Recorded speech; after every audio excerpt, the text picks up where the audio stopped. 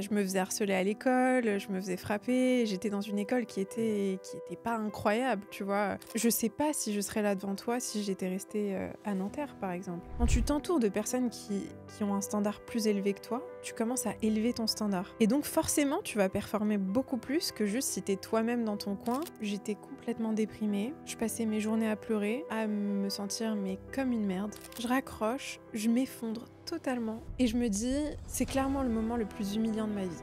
Pour moi, il n'y a pas d'enseignant plus puissant que la mort. Quand tu vois quelqu'un qui tombe malade ou quand tu es face à cette impermanence de la vie, tu te rends compte de ce qui est vraiment important et de ce qui n'est pas important. Et je pense qu'on ne peut pas changer sans passer par une certaine souffrance, tu vois.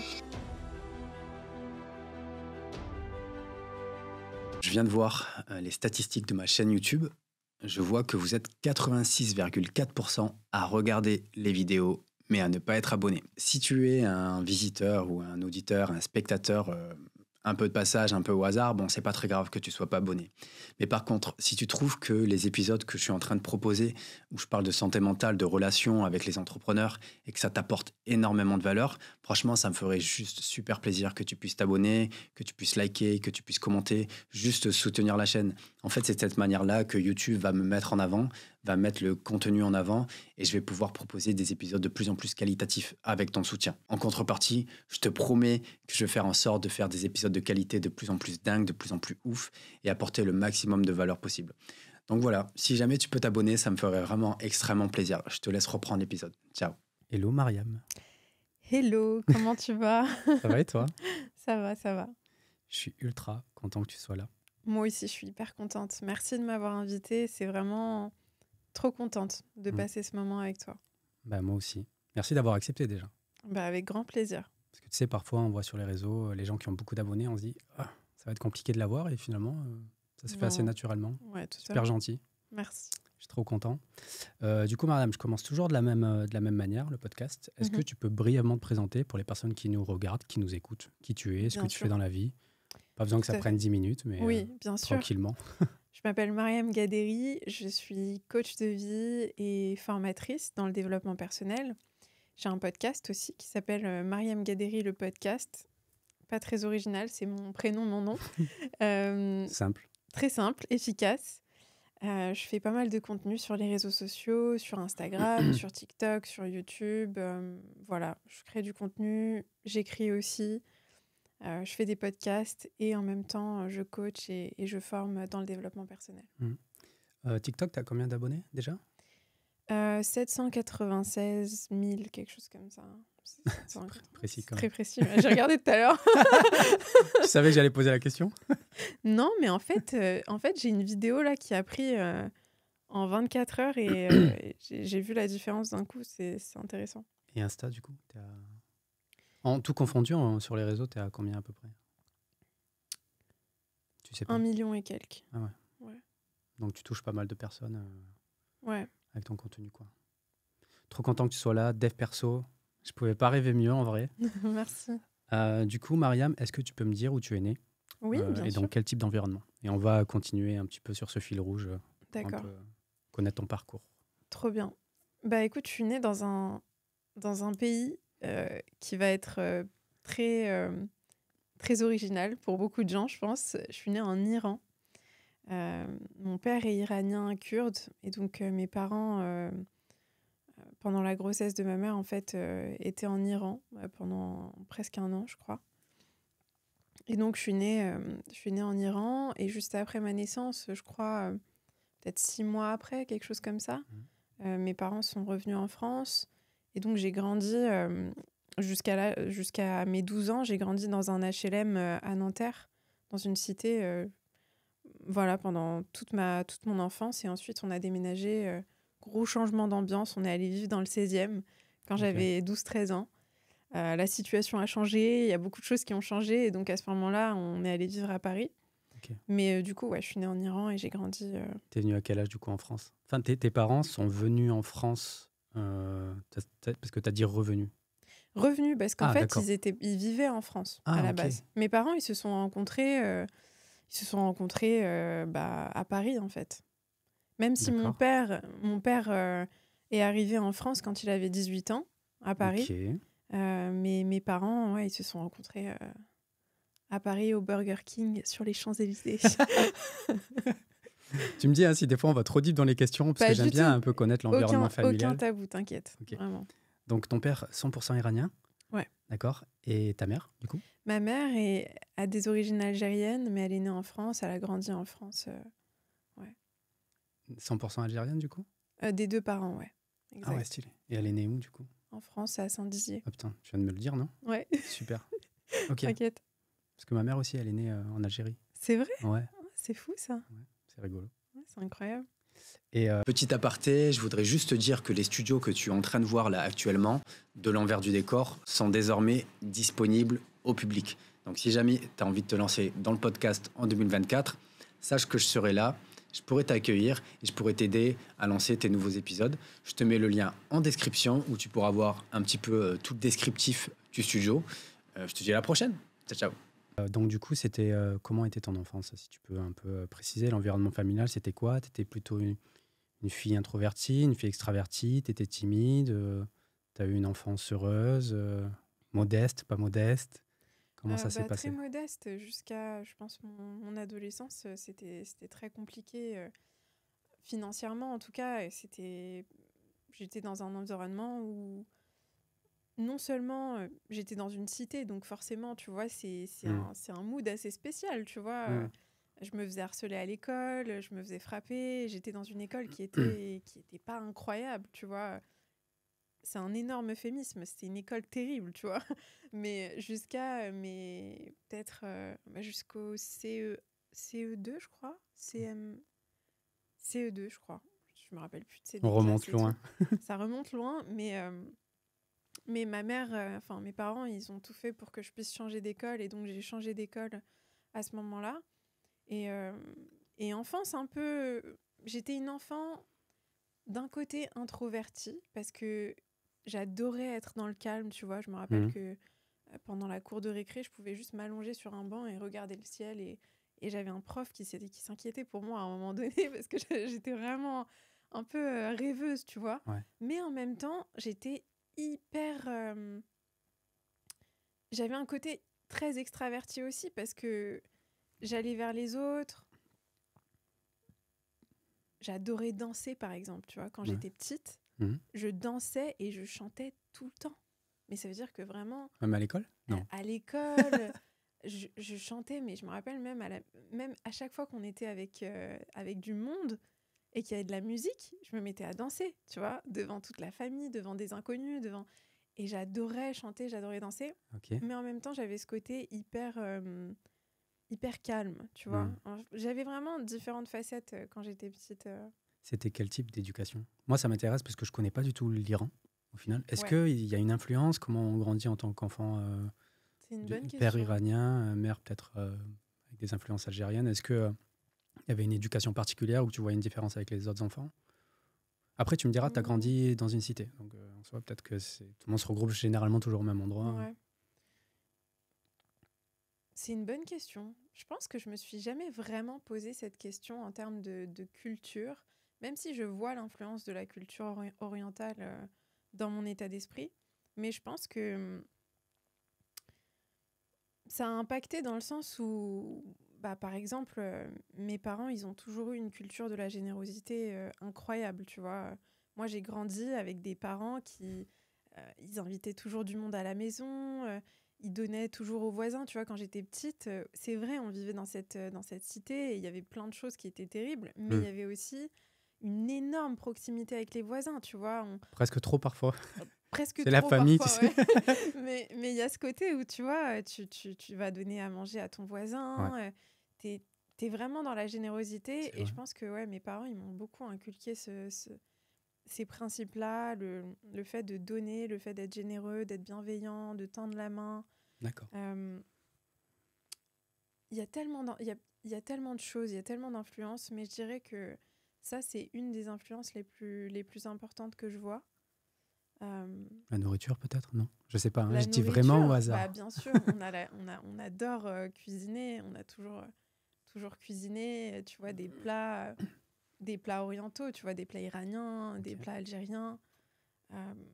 C'est clair. Il y a vraiment, par contre, chez moi, on aime manger, tu vois. Ouais, pareil.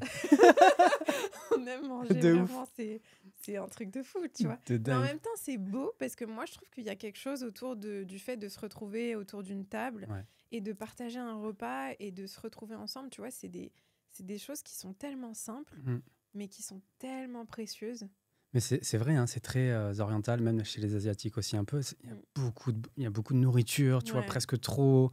C'est tout le temps, quand tu compares un peu à l'occidental, il n'y a rien à voir, quoi, quand même. Ça n'a rien à voir. Ça n'a rien à voir. Ouais, c'est clair. Okay. Et du coup, tu penses que tu as pris plus de ta mère ou ton père? Le niveau caractère, si tu peux me décrire un peu, déjà d'une... Je vais poser plein de questions. Ouais, vas-y, et on va y aller très doucement. D'une, ton père, ce qu'il faisait comme travail, et comment il a évolué, pourquoi finalement vous êtes dans un HLM, ta mère, et leurs valeurs, et ce que toi, tu as pris, et qui tu penses être le plus proche, enfin, à qui tu ressembles le plus. Désolé, il y a trop de questions. Non, t'inquiète pas. À qui je ressemble le plus? Franchement, je ressemble aux deux. Je dirais qu'on m'a beaucoup dit que je ressemblais beaucoup à mon père dans mon caractère. Mon père, c'est quelqu'un de... Mes deux parents, en réalité, c'est des personnes qui ont énormément d'audace. Ils ont vraiment beaucoup d'audace et ils ont beaucoup ce côté entrepreneurial, tu vois. Ah ouais, d'accord. Mon père, ce qu'il faisait comme métier, il a fait plein de choses, mon père. Il a lancé tellement de business. Ah ouais? Ouais, il a toujours été entrepreneur. Toujours. Il n'a jamais travaillé dans une boîte en tant que salarié. En même temps, il a une histoire particulière, tu vois. À 18 ans, c'est la révolution dans son pays. Il vit des choses vraiment traumatisantes. Il doit fuir son pays. Et en même temps, il vient d'avoir son bac à 19,4 de moyenne. Il était accepté à Polytechnique à Téhéran. Il rentre à Paris. On ne reconnaît pas son diplôme. Malgré tous ses efforts, il n'est pas accepté dans une université. Et c'était un peu le style du film Good Will Hunting. Je ne sais pas si tu l'as vu. Non. Mais c'est un peu, tu vois... Avec Matt Damon? Non. Will Hunting. Ouais. C'est vraiment... il va voir des profs à l'université, il leur montre de quoi il est capable en maths et ils sont choqués, tu vois. Sauf que, en fait, il y a des règles et il ne peut pas être accepté. Ça parle français à l'époque? Il apprend à parler français, mais après, les maths, c'est une langue internationale, tu vois. Tu n'as pas besoin de parler français et tu peux juste... Mais il apprend à parler français, il commence à petit à parler français. Mais il ne connaissait pas le français en arrivant à Paris, tu vois. Mais donc, ouais, il est entrepreneur, il lance pas mal de choses, mais jusqu'à mes peut-être 14-15 ans, ça marche pas trop. Ça commence à évoluer. Ma mère, à l'époque, elle était commerciale, elle était excellente commerciale, mais quand elle nous a eu, moi et ma sœur, elle a arrêté de travailler.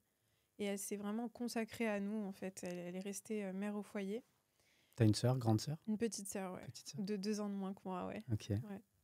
Et du coup, voilà. Et petit à petit, la situation change un peu. Et mon père travaille beaucoup, en fait. Et il se consacre vraiment pas mal à son travail.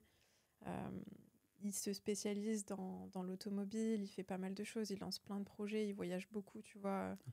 Et c'est aussi pour ça, tu vois, que... Les gens voient que je vis à Dubaï aujourd'hui. Et quand je leur dis, j'y vais depuis que j'ai 14-15 ans, tu vois, pour moi, c'est pas nouveau. Et ça fait longtemps que mes parents vivent là-bas, mon père vit là-bas depuis longtemps. Donc... Ah, tes parents vivent à Dubaï? Mes parents vivent à Dubaï, ouais. Ah, c'est ouf. Ouais. Wow. Ouais, donc après, quelque chose qui m'a beaucoup influencée et qui est important, je pense, c'est le fait que j'ai beaucoup vu mon père voyager. Et... Mes parents sont hyper ouverts, en fait. Ils sont très ouverts à d'autres cultures. Et donc, ça m'a beaucoup ouvert depuis que je suis petite à moi-même voyager, à m'ouvrir à d'autres cultures, tu vois. Je pense pas que j'aurais pris l'initiative de me dire je vais aller faire mes études à Londres si j'avais pas vu mes parents faire des choses. Tu vois, ils ont vécu au Kazakhstan, ils ont beaucoup voyagé en Arabie Saoudite, en Iran... en Russie, dans plein d'endroits, tu vois, et donc en Allemagne, enfin. Pendant que tu étais ado? Enfin, gamine ou... Non, avant ma naissance, mais aussi pendant que j'étais plus jeune, mon père voyageait beaucoup et ma mère s'occupait, restait avec nous, tu vois. Et toi, en tant que gamine avec ta sœur, t'as perçu ça comment? Un papa entrepreneur, tu arrives à percuter? qui fait des choses différentes ou en fait, tu dis il travaille quoi? Je me dis juste qu'il travaille. Ouais. Franchement, je capte pas à l'époque que tu peux travailler dans une entreprise ou que... Ok, ouais. Je me dis juste qu'il travaille et c'est tout, tu vois. Et du coup, pourquoi les gens ils disent que tu ressembles à ton père? Par rapport à cet esprit entrepreneurial? Ouais, je pense. Ouais. Et mais aussi peut-être par rapport aussi à certains aspects de ma personnalité, tu vois. J'ai un côté un peu pragmatique. Je réfléchis de manière assez stratégique aux choses. J'ai pas mal de choses en commun avec mon père, mais aussi je ressemble aussi beaucoup à ma mère sur plein de choses, tu vois. Je veux dire, j'ai beaucoup pris de ma mère sur sa générosité, sur son empathie, sa bienveillance. Mais en même temps, mon père aussi a beaucoup de bienveillance et d'empathie. Donc, j'ai pris des deux, en fait, tu vois. Okay. Et ta sœur, du coup? Ma sœur... Il y a une diff entre vous deux? Ou en fait, vous êtes assez similaires? Ma sœur, on est très similaires sur plein de choses. Et en même temps, on est différentes sur plein d'autres choses. On se rejoint sur nos valeurs. Je pense qu'on a des valeurs... Quand je parle de valeurs, je veux dire... on a des principes très, très similaires. Ok. On a des personnalités très différentes, tu vois. On a des centres d'intérêt, des goûts très différents, tu vois.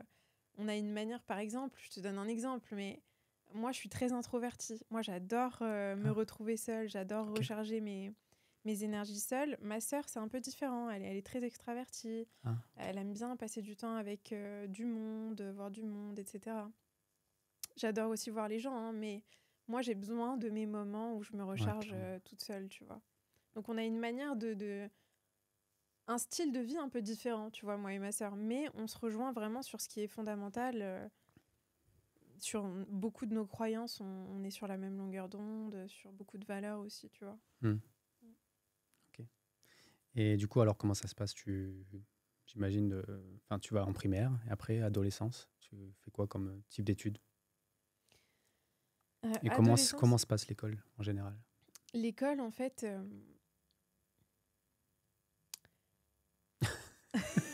Laisse-moi me rappeler. Tranquille, on a le temps. J'ai une phase où je suis un peu limite scolairement. C'est pas fou, tu vois. Et puis en fait, je suis dans un environnement, en changeant aussi, en allant vivre à Paris, dans le 16e, je suis dans un environnement où en fait les élèves sont tellement brillants, focus, ils ont un standard en fait au niveau des notes et de leur capacité à performer à l'école qui fait que mon standard s'élève, tu vois. Et c'est la première fois que je me rends compte de la puissance d'être entourée de personnes qui ont un standard plus élevé que toi. Quand tu t'entoures de personnes qui ont un standard plus élevé que toi, tu commences à élever ton standard. Ouais. Et donc forcément, tu vas performer beaucoup plus que juste si tu es toi-même dans ton coin ou si tu es avec des personnes qui ont un standard moins élevé que le tien, tu vois. Donc à ce moment-là, je suis avec ces personnes-là. Et je reviens en arrière. Du coup, qu'est-ce qui fait que vous passez du HLM dans le 16e? C'est quoi le déclic et pourquoi les parents décident d'aller dans le 16e? Parce que c'est bien différent quand même, tu vois. C'est bien différent, mais quand tu vois ta fille qui rentre de l'école avec un hématome, qui se fait harceler à l'école, qui a peur d'aller à l'école, alors que moi, j'adorais aller à l'école. Moi, je pleurais le soir en rentrant parce que je voulais aller à l'école. Wow. J'étais complètement folle, tu vois. J'ai jamais vu ça. Moi non plus. Mais je pleurais. J'étais vraiment dans tous mes états. Je faisais des crises parce que je voulais retourner à l'école. Je rentrais le soir. Le premier truc que je faisais, il fallait que je fasse mes devoirs. J'avais hâte de faire mes devoirs. J'étais complètement bizarre, tu vois. Tout ce que les parents souhaitent, tu sais, d'un enfant. Ouais, sauf que, tu vois, et en fait, je faisais mes devoirs et je préparais mes vêtements pour le lendemain parce que j'étais tellement obsédée par le fait d'aller à l'école que tout ce que je faisais, c'était en lien avec le fait d'aller à l'école. Et il y avait une raison, tu penses? Désolée, peut-être on va trop deep, mais... Non, mais j'adorais ça. J'adorais le fait d'apprendre des choses, de me challenger. Je me rappelle que j'étais amie avec une fille qui s'appelle Inès et on s'est retrouvés là récemment au CP, tu vois, on était toutes petites, mais cette fille, elle était excellente, tu vois, c'était la première de la classe et je me mettais toujours à côté d'elle et on était vraiment comme les doigts de la main. Est-ce que tu étais l'élève qui cachait la copie quand tu faisais tes devoirs pour pas que les autres copient? Parce que tu étais une trop bonne élève? Non, je faisais pas ça quand même. Peut-être que je l'ai déjà fait, hein, je sais pas. Ou tu mets le livre comme ça, tu sais. Mais en vrai, non, j'étais pas comme ça. Pas du tout même. Au contraire. J'ai jamais été vraiment comme ça. Mais par contre, j'adorais le fait de me challenger et d'être avec cette fille. Ça me challengeait, mais de manière très saine. C'est-à-dire que mon but, c'était pas d'être meilleure qu'elle, mais mon but, c'était juste d'être meilleure, en fait. Et le fait que je sois amie avec elle, ça m'a beaucoup, beaucoup impacté, mais de manière très positive, tu vois. Et donc, ouais, je pense que j'adorais apprendre. J'adorais juste aller à l'école, apprendre des choses, faire mes devoirs, être avec les gens. Je sais pas, je trouvais ça trop bien, tu vois. Ok. Ouais. Et donc, tes parents, ils se sont dit, il faut absolument qu'elle parte d'ici parce que c'est pas viable. Parce que bon, il y a un gap quand même de loyer quoi, entre Nanterre et la 16e. Oui, c'est sûr qu'il y a un gap de loyer, mais après, quand tu vois tes enfants dans cette situation, je pense que t'inquiète pas que tu trouves les ressources, hein, parce que t'as pas envie que ton enfant... Et puis tu vois en fait ce qu'il va devenir si... Parce que c'est dur ce que je vais dire, mais dans une grande majorité des cas, je dis pas que ce sera tout le temps comme ça, il y a bien sûr beaucoup d'exceptions, et heureusement, mais je sais pas si je serais là devant toi si j'étais restée à Nanterre, par exemple. Je sais pas. C'est vrai. Je sais pas. Franchement, peut-être, mais moins rapide. Peut-être, mais je sais pas en fait, parce que ça joue. Parce que ton environnement, il joue, que tu le veuilles ou non, tu vois. C'est clair. Même si tu as envie de te convaincre que t'es pas influençable. Moi, ça me fait rire les gens qui me disent mais je suis pas influençable. Mais on est tous influençables. T'as pas le pouvoir de décider que t'es influençable ou pas. Le seul pouvoir que t'as, c'est de décider qui va t'influencer. C'est la seule chose que tu peux faire. Et c'est pas mal d'être influençable. Si autour de toi, les personnes... Voilà, mais non, c'est pas mal. Et c'est même tout à fait normal. Mais par contre, ton pouvoir, il est vraiment dans la décision de qui va m'influencer. Dans quel environnement je vais me placer pour être influencée de la manière qui va me servir moi et qui va servir les autres aussi. C'est clair. Parce que quand tu te mets dans un environnement de personnes qui ont un standard plus élevé et qui ont des valeurs peut-être différentes de ton environnement précédent, tu vas avoir un résultat différent, tu vois. C'est ouf, hein. Ça t'ouvre les yeux sur un nouveau monde, quoi. Complètement. J'ai eu un peu pareil, je crois, quand j'ai repris mes études et que je suis allé en école d'ingé, j'ai découvert un nouveau monde. Je me dis, waouh, les gens, ils sont super intelligents, tu vois. Après, tu vas à Paris, tu travailles avec des cadres et tu te dis, waouh, c'est encore un autre level. Enfin, quand tu viens, tu vois, un peu comme nous, HLM ou peu importe, du quartier, quoi. C'est vrai que ça change. C'est clair. J'avais une question et j'ai oublié. Oui, du coup, c'est marrant parce que tu dis que t'es... Désolé, c'est long, hein, je creuse beaucoup sur l'enfance. Non, vas-y. Tu dis que ton père faisait beaucoup d'entrepreneuriat, enfin, il était entrepreneur. Et c'était quoi leur vision par rapport à l'école ? Pour eux, c'était important de se dire nos filles doivent aller à l'école ? Ah oui, c'était très important. Okay. C'était très, très, très important. Ouais. C'était très important. Et mes parents, ils m'ont beaucoup influencé. Ils ont eu un super bel impact sur moi avec du recul parce que tous les deux, à leur façon à eux, qui leur était propre, ils ont planté des graines en moi qui m'ont fait derrière croire en moi et qui m'ont permis de mettre en place les bonnes actions, tu vois. Ma mère, elle me répétait tout le temps fais-toi violence, il faut se faire violence. Et mon père, il me répétait toujours attaque le travail, attaque, ne laisse pas le temps passer, n'attends pas, ne reste pas dans l'inertie, ne reste pas passif, juste attaque. Ça joue. Et ça joue, et en fait, juste le fait qu'ils me disent mais pourquoi toi tu pourrais pas le faire ? Qu'est-ce qui fait que toi tu peux pas le faire ? Et de questionner toutes sortes de croyances que j'avais, ça m'a beaucoup aidée, mais oui, pour eux, c'était important l'école. Et c'était important au point où... Après, eux, ils avaient cette vision, quand j'étais au lycée, de « il faut que tu fasses une filière scientifique ». Et j'ai eu la chance, vraiment une chance, mais énorme. C'est que j'étais mauvaise en physique-chimie, en fait. J'étais vraiment mauvaise, tu vois. Et j'avais une prof de physique-chimie, Madame Strauss, que je remercierai toute ma vie, qui m'a pris entre quatre murs et qui m'a dit « Mais pourquoi tu veux faire une filière scientifique ? C'est quoi la raison pour laquelle tu veux faire ça ?» Et qui a vraiment questionné mon intention, en fait. Mais je me suis rendu compte à ce moment-là que c'était pas mon intention de faire ça. C'était un peu ce que mes parents m'avaient projeté. Ah ouais. Et à ce moment-là, j'ai pris la décision d'aller en filière économique et sociale.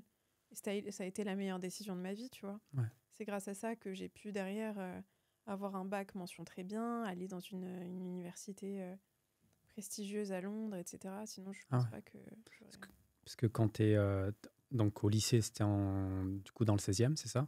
Ouais. Donc un environnement totalement différent. Où j'avais vu que tu évoluais, enfin, les standards étaient plus élevés. Du coup, tu essayais de te caler sur les gens qui avaient des bonnes notes. C'est ça, hein, si je ne me trompe pas. Et du coup, tu n'as pas fait physique-chimie au lycée alors? Tu étais directement en économie sociale, c'est ça que tu m'as dit? Ouais, filière économique et sociale. Okay. J'ai fait jusqu'en première. Ah, jusqu'en première. Mais après, j'ai arrêté. Vu que j'étais en éco, en ES, tu vois, il n'y avait pas de... Il n'y avait pas de physique-chimie, heureusement. Ouais. Parce que ma note au bac aurait été totalement différente. Hein. Ouais, ça aurait été une autre histoire. Ouais.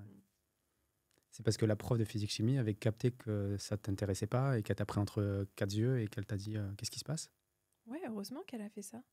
Je pense que si j'avais une bonne pas prof, eu... hein? C'était une excellente prof. Ouais. Excellente, cette femme, tu vois. Parce qu'elle était vraiment... Elle m'a sauvée d'une certaine manière parce que ma vie aurait pu prendre un tout autre tournant, je pense, si je m'étais forcée à faire quelque chose qui n'était pas aligné pour moi et que du coup, ça marchait pas.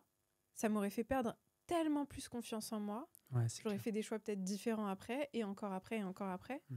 Alors que le fait de vraiment choisir ce qui était aligné, ça a été hyper impactant. C'est quoi ta vision de l'école, toi? Pour moi, l'école... Utile, pas utile, jusqu'à quel âge? Qu'est-ce que t'en penses? Moi, je pense que ça peut être utile. Ça peut être utile parce qu'on apprend à apprendre, en fait. Et je pense qu'il y a des bienfaits là-dedans. Après, tu vois, j'ai fait une des universités les plus prestigieuses en Angleterre. J'ai été entourée de personnes brillantes pendant 3 ans. Ça, c'était après le lycée? Après le lycée. Cambridge, c'est ça? Non, j'ai fait UCL. Okay. Et en fait, avec du recul, pour moi, la puissance, c'est pas l'école ou l'université. C'est pas ça. Pour moi, c'est plus ce que tu apprends, ce que tu deviens et l'influence des gens qui sont autour de toi. Donc, si tu es dans une école où il y a de la violence, où les gens, où les élèves sont mal élevés, ou pour moi, c'est pire que de ne pas aller à l'école du tout, en fait. Donc, je pense vraiment que ça dépend de beaucoup de choses. Pour moi, l'école, c'est bénéfique. Mais après, aujourd'hui, j'accorde pas trop d'importance aux études, par exemple. Pour moi, ça n'a pas du tout d'importance. Je considère pas que quelqu'un va être hyper intéressant ou intelligent parce qu'il a fait des études. Et même s'il a fait des études extrêmement prestigieuses aux yeux de la plupart des gens, ça veut rien dire pour moi, tu vois. Clairement. C'est pas forcément ceux qui vont être les plus riches ou quoi que ce soit, juste parce qu'ils ont eu des belles études, quoi. Oui, et même au-delà de la richesse, tu vois, il y en a qui sont très riches et qui sont juste pas humainement intéressants, je trouve, tu vois. Tu veux des enfants, toi? La question chiante. Je sais pas. Franchement, c'est la première fois qu'on me pose cette question en podcast. Je vais être T'es pas obligé de répondre honnête. en vrai. Hein. Non, je vais répondre honnêtement, tu vois. Des fois, je pose des questions peut-être un peu malaisantes. Pas du tout, il n'y a pas de questions malaisantes du tout. Mais je sais pas si je veux des enfants. Okay. Franchement, il y a une part de moi qui en veut. T'as 27 là, c'est ça? J'ai 27. Ouais, ça commence là, tu vois. Non, mais non. Ah si, on s'approche. Te mets pas de pression. Mais il y a une part de moi qui veut avoir des enfants et il y a une part de moi qui ne veut pas. Mais je sais que la part de moi qui ne veut pas, c'est la part de moi qui a été traumatisée. Je sais que c'est pas la part de moi... C'est-à-dire que pendant longtemps, je me suis dit non, j'aurai jamais d'enfants. Je veux pas la responsabilité d'avoir des enfants. Et je pense que c'est beaucoup lié aux responsabilités que j'ai prises dans ma famille, le rôle que j'ai joué. J'ai pris beaucoup sur mes épaules depuis que j'étais petite parce que c'était C'était assez chaotique à la maison. Mes parents se disputaient énormément. Il y avait beaucoup de crises, beaucoup de colère, beaucoup de violence verbale, parfois physique. Okay. Donc, j'ai pris un rôle, en fait, très vite de OK, je vais leader, je vais calmer, je vais modérer, je vais prendre beaucoup de choses sur moi. Et du coup, à un certain niveau, j'ai pris un rôle de parent sans même m'en rendre compte. Ouais. Et donc, tu vois, il y a eu un truc qui s'est joué de... si j'ai des enfants, je vais revivre mes blessures d'une certaine manière parce que je vais redevenir ce parent. Mais être parent, dans le passé, ça m'a fait souffrir.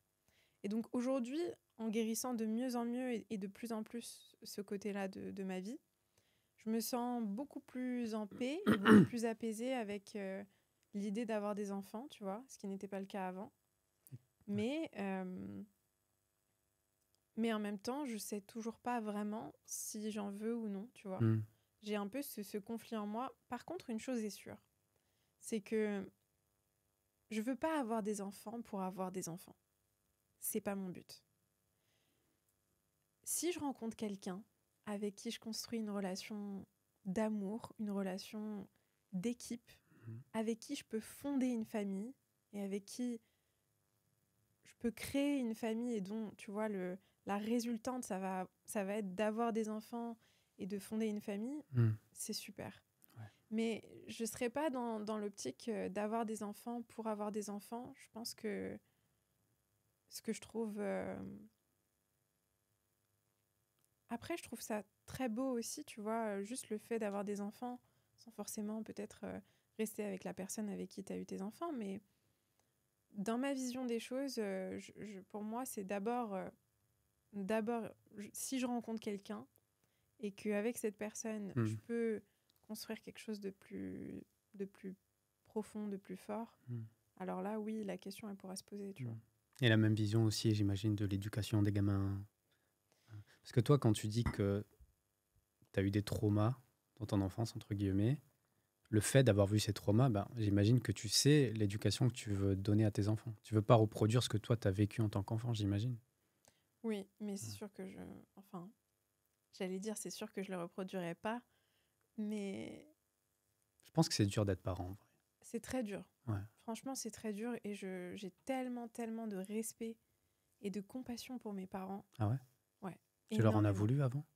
Il y a une part de ma vie où je leur en ai voulu, beaucoup. Mais aujourd'hui, je sais qu'ils m'ont donné tellement d'amour, ils m'ont donné tellement de force et de résilience parce que j'ai vu mes parents être tellement résilients et même dans leur relation de couple où c'était presque fou de se dire c'est évident que ça marche pas, mais tu continues, tu vois. Tu vois le niveau de résilience qu'ils m'ont montré. Et j'ai longtemps choisi de le voir comme un échec. Ouais. Et aujourd'hui, je le vois comme une grande réussite. Et ça me montre que chez mes deux parents, il y a une résilience incroyable. Et une volonté de faire fonctionner les choses qui est juste tellement inébranlable, qui sont allés jusqu'au bout du bout, tu vois. Et je les respecte et je les aime plus que tout au monde. Et je trouve que ce qu'ils ont fait, c'est fou, tu vois, et j'ai beaucoup de respect pour eux et je sais que élever des enfants en bas âge, être encore un peu des gamins, parce que bon, mes parents, ils se sont rencontrés, ma mère, elle avait 16-17 ans, mon père, il avait 18-19 ans, ils étaient vraiment jeunes, tu vois, ils ont grandi ensemble. Ils n'avaient pas une expérience énorme de la vie, et je veux dire, chacun de leur côté, ils ont été face à eux-mêmes. Mon père, parce qu'il y a eu la révolution en Iran, ma mère, parce que elle a dû quitter son foyer familial quand elle était très jeune et se débrouiller toute seule. Donc, j'ai beaucoup de respect pour eux et je sais que je trouve que ce qu'ils ont fait, c'est juste incroyable, tu vois, avec les moyens qu'ils avaient. D'accord. C'est intéressant. Parce que tu vois, moi, j'ai l'autre vision où mes parents, pareil, ils se sont détruits, tu vois. Enfin, c'était plus divorcer le plus rapidement possible parce que vous êtes en train de vous tirer vers le bas, quoi. Ouais. Une vraie relation toxique, tu vois. Ouais. Et du coup, ouais, non, c'est intéressant d'avoir ton point de vue, de voir ça comme une résilience, même si ça ne doit pas être du tout le même cas, le même contexte. Mais moi, vraiment... tu l'as vu comme... Ah ouais, nous trois, enfin, tu vois, j'ai deux grands frères, très jeunes, on savait que ma mère devait divorcer de mon père, tu vois. Enfin, mon père a divorcé de ma mère, peu importe, mais ils étaient toxiques l'un pour l'autre de ouf, tu vois. Et enfin, nous, je pense que ça nous a bien traumatisés, tu vois. Et pourtant, ils ont tiré. Je me suis dit, mais Tu sais, des fois, tu restes dans une relation toxique, t'arrives pas à en sortir. Et moi, j'arrivais pas à comprendre pourquoi ma mère n'arrivait pas à sortir de ça, tu vois. Et c'est le principe des relations toxiques, au final. C'est vrai. C'est vrai, mais moi, je pense qu'on a tendance à labelliser les choses en se disant, tu vois, c'est toxique, ça marche pas. Alors, c'est une réalité, hein, faut se le dire, tu vois. Mais en fait, avec du recul, tu as toujours le pouvoir et le choix sur le regard que tu poses sur ton passé, en fait. Et pour moi, le fait de voir la relation de mes parents comme... et de me dire, mais pourquoi ils sont restés ensemble? Je comprends pas. Parce que ça, c'était c'était mon dialogue intérieur pendant longtemps. Pourquoi ils sont restés ensemble? Pourquoi ils nous ont fait subir tout ça? On aurait pu ne pas vivre tout ça. Ok. Mais en même temps, je serais pas là devant toi aujourd'hui si j'avais pas vécu tout ça. Peut-être que tu serais pas devant moi aujourd'hui. Peut-être. Et pour moi, ce qui s'est passé dans ma famille, et je pense, c'est aussi, ça a aussi été une école pour moi, tu vois. Ça a été une école de vivre tout ça. J'ai appris à gérer mes émotions, à comprendre les émotions des autres, à lire, à ressentir le corps de l'autre, l'émotion, les indices que quelque chose allait partir en cacahuète, tu vois. Et en fait, aujourd'hui, si j'ai autant envie d'aider les autres, si je suis autant passionnée par l'humain, par le comportement humain, c'est aussi parce que j'ai traversé tout ça avec mes parents. Et dans un sens, je les remercie parce que sans eux et sans ce que j'ai vécu avec eux, je pense pas que je pourrais aider autant de personnes aujourd'hui. Tu vois. Ouais, je te rejoins. Sur ça, je te rejoins clairement. Parce que je suis... par exemple, tu vois, je suis assez sensible. J'ai un gros respect pour les femmes. Tu vois, je suis féministe, bon, pas extrême, mais pour moi, c'est insupportable de voir un mec traiter mal une femme, tu vois, parce que j'ai vu mon père faire ça. C'est un rejet, tu vois. Et en fait, ce genre de comportement, pour moi, est inacceptable. Et des relations toxiques, pour moi, c'est inacceptable. Je pourrais pas me forcer à être avec quelqu'un qui ne fit pas avec mes valeurs, tu vois, par exemple, à me laisser souffrir. Mais ouais. Et tu vois, c'est intéressant ce que tu dis sur la résilience des parents. Parce que c'est vrai qu'on reste toujours dans le... Enfin, moi, je restais beaucoup dans le jugement avec mes parents, tu vois. Enfin, et même mes frères, je pense. Ouais, mais le problème, c'est que, si je peux me permettre, c'est que... Permets-toi. c'est que, en fait, quand tu juges tes parents, tu crées une division entre toi et eux. Et donc, tu crées une division à l'intérieur de toi. Clairement, ouais. Et donc, c'est paradoxal parce que quand on juge l'autre, on croit se libérer de ce que l'autre est. Donc on dit par exemple ah, cette personne elle est comme ça, ou cette personne elle est comme si ça nous permettait à un certain niveau de nous extirper de ce qu'on voit chez elle. Ah, elle est comme ça, moi je suis pas comme ça, tu vois. Mais à un certain niveau, on se divise, on est en division avec elle, on est clairement en division avec nous, jusqu'à ce que tu réalises que finalement tes parents sont une part de toi à un certain niveau, et que le fait d'apprendre à les aimer, c'est aussi apprendre à t'aimer toi. Ça veut pas dire que tu dois vouloir reproduire ce qu'ils sont ou ce qu'ils ont été, mais plus dans le sens où ça te permet de poser un nouveau regard sur ce qu'ils ont été et sur ce qu'ils ont vécu ensemble. Et je trouve que c'est guérisseur. Parce que... Non, mais je les aime, mes parents. Enfin... Ouais, non, mais bien sûr. Je parle de ça, mais ça peut s'appliquer à n'importe qui. Ouais, je comprends. Non, je comprends totalement, t'as raison. Je voulais dire un truc et j'ai oublié. Mais ouais, clairement, l'enfance, ça marque. C'est clair. Est-ce que toi, tes enfants, tu vas les mettre à l'école? Et quel type d'école? Quel type d'éducation tu voudrais que tes enfants aient, si jamais t'en as? Ou en fait, c'est pas une question à laquelle t'as déjà réfléchi et puis... J'y ai pas réfléchi, mais par contre, j'ai beaucoup entendu parler de l'école Montessori. Ça m'attire pas mal, tu vois. Après, il faudrait que je me renseigne mieux. Ouais. Mais je suis pas assez renseignée et je me suis pas assez posé la question. Mais par contre, ce qui est sûr et certain, c'est que si j'ai des enfants, je leur ferai faire vraiment beaucoup d'activités. Beaucoup, bon, j'exagère peut-être, mais dès l'enfance, ils apprendront au moins 3 langues, tu vois. Moi, je leur parle en français ou en anglais, tu vois. Mon mari, je veux aussi qu'il leur parle soit en anglais, soit une autre langue, tu vois. C'est aussi pour ça que j'aimerais être avec quelqu'un qui a une autre culture, tu vois, qui est ouvert à autre chose.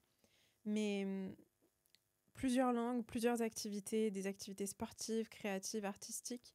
J'ai envie que mes enfants ils fassent des choses... Tu vois, moi, quand j'étais petite, je faisais de la danse classique et je faisais du violon et du solfège. Et j'ai fait de l'équitation aussi. Ma mère, elle était incroyable là-dessus, tu vois. Elle voulait qu'on fasse plein de trucs. Et j'aurais adoré que mes parents me forcent à continuer. J'ai arrêté, je leur ai dit non, j'arrête. Et je pense qu'aujourd'hui, j'aurais vraiment adoré qu'ils m'aient... Ouais. Tu vois ? Clairement. C'est vrai, on fait des trucs gamins et on abandonne parce que, je sais pas, la facilité. Et putain, on se dit, putain, pourquoi j'ai arrêté, quoi. Tu vois, moi, ça aurait été le piano, par exemple. Toi aussi ? Ouais. Piano, enfin, plein de choses, plein d'activités, quoi, Après, qu'on on arrête. peut toujours reprendre. Hein. Clairement. On Bon, se moi, laisse je un me peu fais des vieux, tu vois. excuses. Vieille excuse toute nulle. C'est des excuses, tout ça. Ouais, non, c'est vrai. C'est vrai. pas de la faute de nos parents, en vrai, c'est de notre faute. Non, mais clairement. Là, clairement, totalement. Ouais. D'accord, donc ouais, beaucoup d'activités. Au final, Montessori, c'est un peu ça, tu vois. C'est plus, tu laisses l'enfant, voir c'est quoi son potentiel, où sont ses zones de génie, entre guillemets, ses appétences, et puis tu le laisses grandir et aller vers ces activités-là, tu vois. Plus qu'un truc super rigide et tu suis la voie classique de tous les enfants, tu vois. Donc ouais, Montessori, c'est un peu ça. Donc beaucoup d'activités. Tu parles des langues, toi, du coup ? Plusieurs langues ? Moi, je parle anglais, français, j'ai appris le russe, mais j'ai complètement oublié, franchement. Okay. Pas iranien, du coup ? Non. Et pas algérien ? Non. Ok. Pareil. Toi aussi ? Est-ce que c'est la faute des parents, ça ? Ça, oui, c'est leur faute. Hein. On va pas se mentir. Ouais. Mais bon, après, je comprends aussi, tu vois. Je comprends aussi pourquoi c'était plus simple de parler français. Clairement. Je pense qu'il y avait vraiment ce truc d'intégration. Enfin, en tout cas, mes parents, on n'a pas la même génération, mais mes parents, il y avait ce truc, il faut s'intégrer, quoi. Tu vois. On parle français, c'est tout. Je pense qu'il y a beaucoup ce truc-là. Ouais. Peut-être un peu de rejet des origines, je sais pas. Mais oui, ça aussi, hein, je pense. Ouais. Oui, donc du coup, lycée, et tu pars en Angleterre, du coup, faire tes études. Ouais. Tu peux m'en dire un peu plus sur cette petite expérience en Angleterre ? Combien de temps ça a duré ? Pourquoi ? Ce que tu as appris ? Même si tu t'en as déjà un peu parlé, mais ça fera une belle transition pour la suite. Ouais, ça a duré 3 ans. C'était une des expériences les plus intéressantes et impactantes que j'ai vécues. J'étais entourée de personnes, mais tellement brillantes à ce moment-là que ça m'a complètement bouleversée, vraiment. Ça a été une super expérience d'humilité pour moi. Parce que je suis sortie du lycée, 17 de moyenne au bac. J'étais un peu, tu vois, gonflée à bloc. Tu vois, j'étais au top majeur de toute ma promo. Je me sentais un peu invincible, tu vois. Okay. Et en fait, arriver à Londres, ça m'a mis une bonne claque d'humilité de reste à ta place, tu sais pas ce que tu sais pas, donc observe les autres, apprends des autres et rends-toi compte que en fait, parmi toutes ces personnes-là, toi, tu vois. Et en fait, ça m'a énormément appris, ça m'a fait grandir, ça m'a permis d'ouvrir mon esprit, de m'ouvrir à d'autres cultures, à d'autres personnes. J'ai vécu des expériences incroyables à Londres, mais ça a été très dur aussi parce que j'avais 18 ans. À 18 ans, t'es un bébé encore, tu vois. J'arrive dans une nouvelle ville, je connais personne, je connais pas une seule personne et je vis toute seule pour la première fois. Pourquoi t'as décidé d'aller à Londres ? J'ai décidé d'aller à Londres en Angleterre parce que je voulais pas rester dans ma zone de confort. Je voulais aller vers l'excellence et je me suis dit, dans ma tête, hein, j'avais envie de faire Harvard, d'aller dans les meilleures universités au monde. En fait, tout ce que je pouvais imaginer de plus prestigieux, je voulais le faire. Okay. Je me suis dit, je vais commencer par Londres, et puis ensuite j'irai aux États-Unis, et blablabla. Et en fait... Donc toi, dans ta tête, à ce moment-là, c'est études et travail, quoi. Enfin, c'était tracé. Ouais. Okay. Et c'est quoi comme études à Londres ? Un bachelor en économie business. Ah oui, c'est très précis quand même. Ouais. Parce que tu étais intéressée par ça ? J'adorais l'économie et j'adorais la philosophie. C'était mes 2 matières préférées au lycée. Et c'était les 2 matières où j'excellais. Et en fait... C'est les pires matières. C'était les pires matières pour moi. C'est vrai ? Économie, philo. Je crois que j'étais vraiment très, très nul, quoi. Après, tu sais, je vais te dire un truc. Pour moi, tout dépend du prof que tu as. Ouais, c'est vrai. Je trouve vraiment... Tu sais, j'avais un prof de T'as philo. raison. Mon prof de philo, il était tellement incroyable. Mais tellement, tu vois, c'était le rêve. C'était un peu comme... comment ça s'appelle, Dead Poets Society, tu sais, le film avec Robin Williams, La Société des poètes disparus, ou je sais plus quoi, comment ça s'appelle ce film. Ce prof, il s'asseyait avec nous, il nous posait des questions, on débattait en cours. C'était tellement intéressant, tu vois. Et il nous faisait vraiment aimer cette matière. Et je me rappelle que il y avait une autre prof qui nous avait fait passer un contrôle à un moment donné, et qui avait remplacé mon prof de philo. Et cette prof, je pouvais pas. C'était pas possible. Et je savais que si j'étais tombée sur elle, ça m'aurait pas... Je trouve que c'est beaucoup la personne qui te guide et qui t'apprend qui a un impact aussi. Je suis d'accord. Et aussi de prise de conscience que les études, c'est pas ce que je pensais en fait. Moi, j'ai cru que j'allais apprendre des trucs incroyables. J'ai fait 2 matières qui étaient vraiment magnifiques. Une matière qui s'appelait théorie des jeux. Incroyable cette matière. Vraiment, d'ailleurs, je conseille à n'importe qui s'intéresse à la psychologie, au comportement humain et même au business, de lire des livres de théorie des jeux. Parce que c'est vraiment, tu vois, le dilemme des prisonniers. C'est des situations où tu es face à une interaction et où tu dois réfléchir aux probabilités que l'un agisse d'une manière ou que l'autre agisse d'une autre manière. C'est vraiment de la psychologie en vrai. C'était super intéressant. Et une autre matière de création de business qui était super intéressante aussi, mais finalement, j'ai pas appris grand-chose que j'utilise dans ma vie de tous les jours. Par contre, j'ai tellement étudié, j'ai lu tellement de livres, d'articles universitaires, etc., que ça m'a appris d'une certaine manière à me mettre au travail, à apprendre. Et ça a été très bénéfique pour les personnes que j'ai rencontrées, beaucoup plus que pour ce que j'ai appris, le contenu de ce que j'ai appris. Aujourd'hui, je pense qu'il n'y a rien de plus puissant que de payer beaucoup d'argent pour être entouré de personnes qui sont là où tu veux être. Clairement. Paye autant que nécessaire parce que ça n'a pas de prix, ce que ça va t'apporter. D'être dans une pièce avec des personnes qui sont là où tu veux être, ça te montre physiquement et concrètement que toi aussi tu peux y être. Ces personnes, elles sont devant toi, elles sont en face de toi, elles sont faites d'os, de sang, de chair, de tout ce que tu veux, mais elles sont exactement comme toi. Donc il n'y a aucune raison que toi tu puisses pas aller là où tu veux aller. Donc c'est hyper impactant d'investir de l'argent pour être parmi un groupe de personnes qui a accompli ce que toi tu veux accomplir. C'est pour ça que je pense que c'est très, très important d'investir dans des formations, dans des masterminds, dans des coachings. Ça te permet vraiment d'avancer, mais 10 fois plus vite que juste si tu étais tout seul dans ton coin à réfléchir et à croire que tu économises de l'argent, mais en fait, tu n'économises pas une chose, tu n'économises pas de temps, tu perds du temps. Donc c'est pour ça que c'est hyper puissant et efficace de rejoindre des communautés, même si tu t'inscris à l'université ou dans des écoles prestigieuses, bah, ça va être puissant pour le groupe de personnes que tu vas rencontrer. Bah, l'environnement, c'est game changer en vrai. Ouais. Et du coup, tu as appris l'anglais quand même, j'imagine. Ouais, je suis devenue bilingue. 3 ans. Et tu as aimé du coup l'Angleterre, Londres, les gens, la culture ou bof? Ce petit aparté qui a rien à voir. Non, mais c'est une bonne question. Franchement, j'ai beaucoup aimé la mentalité là-bas. C'est une mentalité un peu...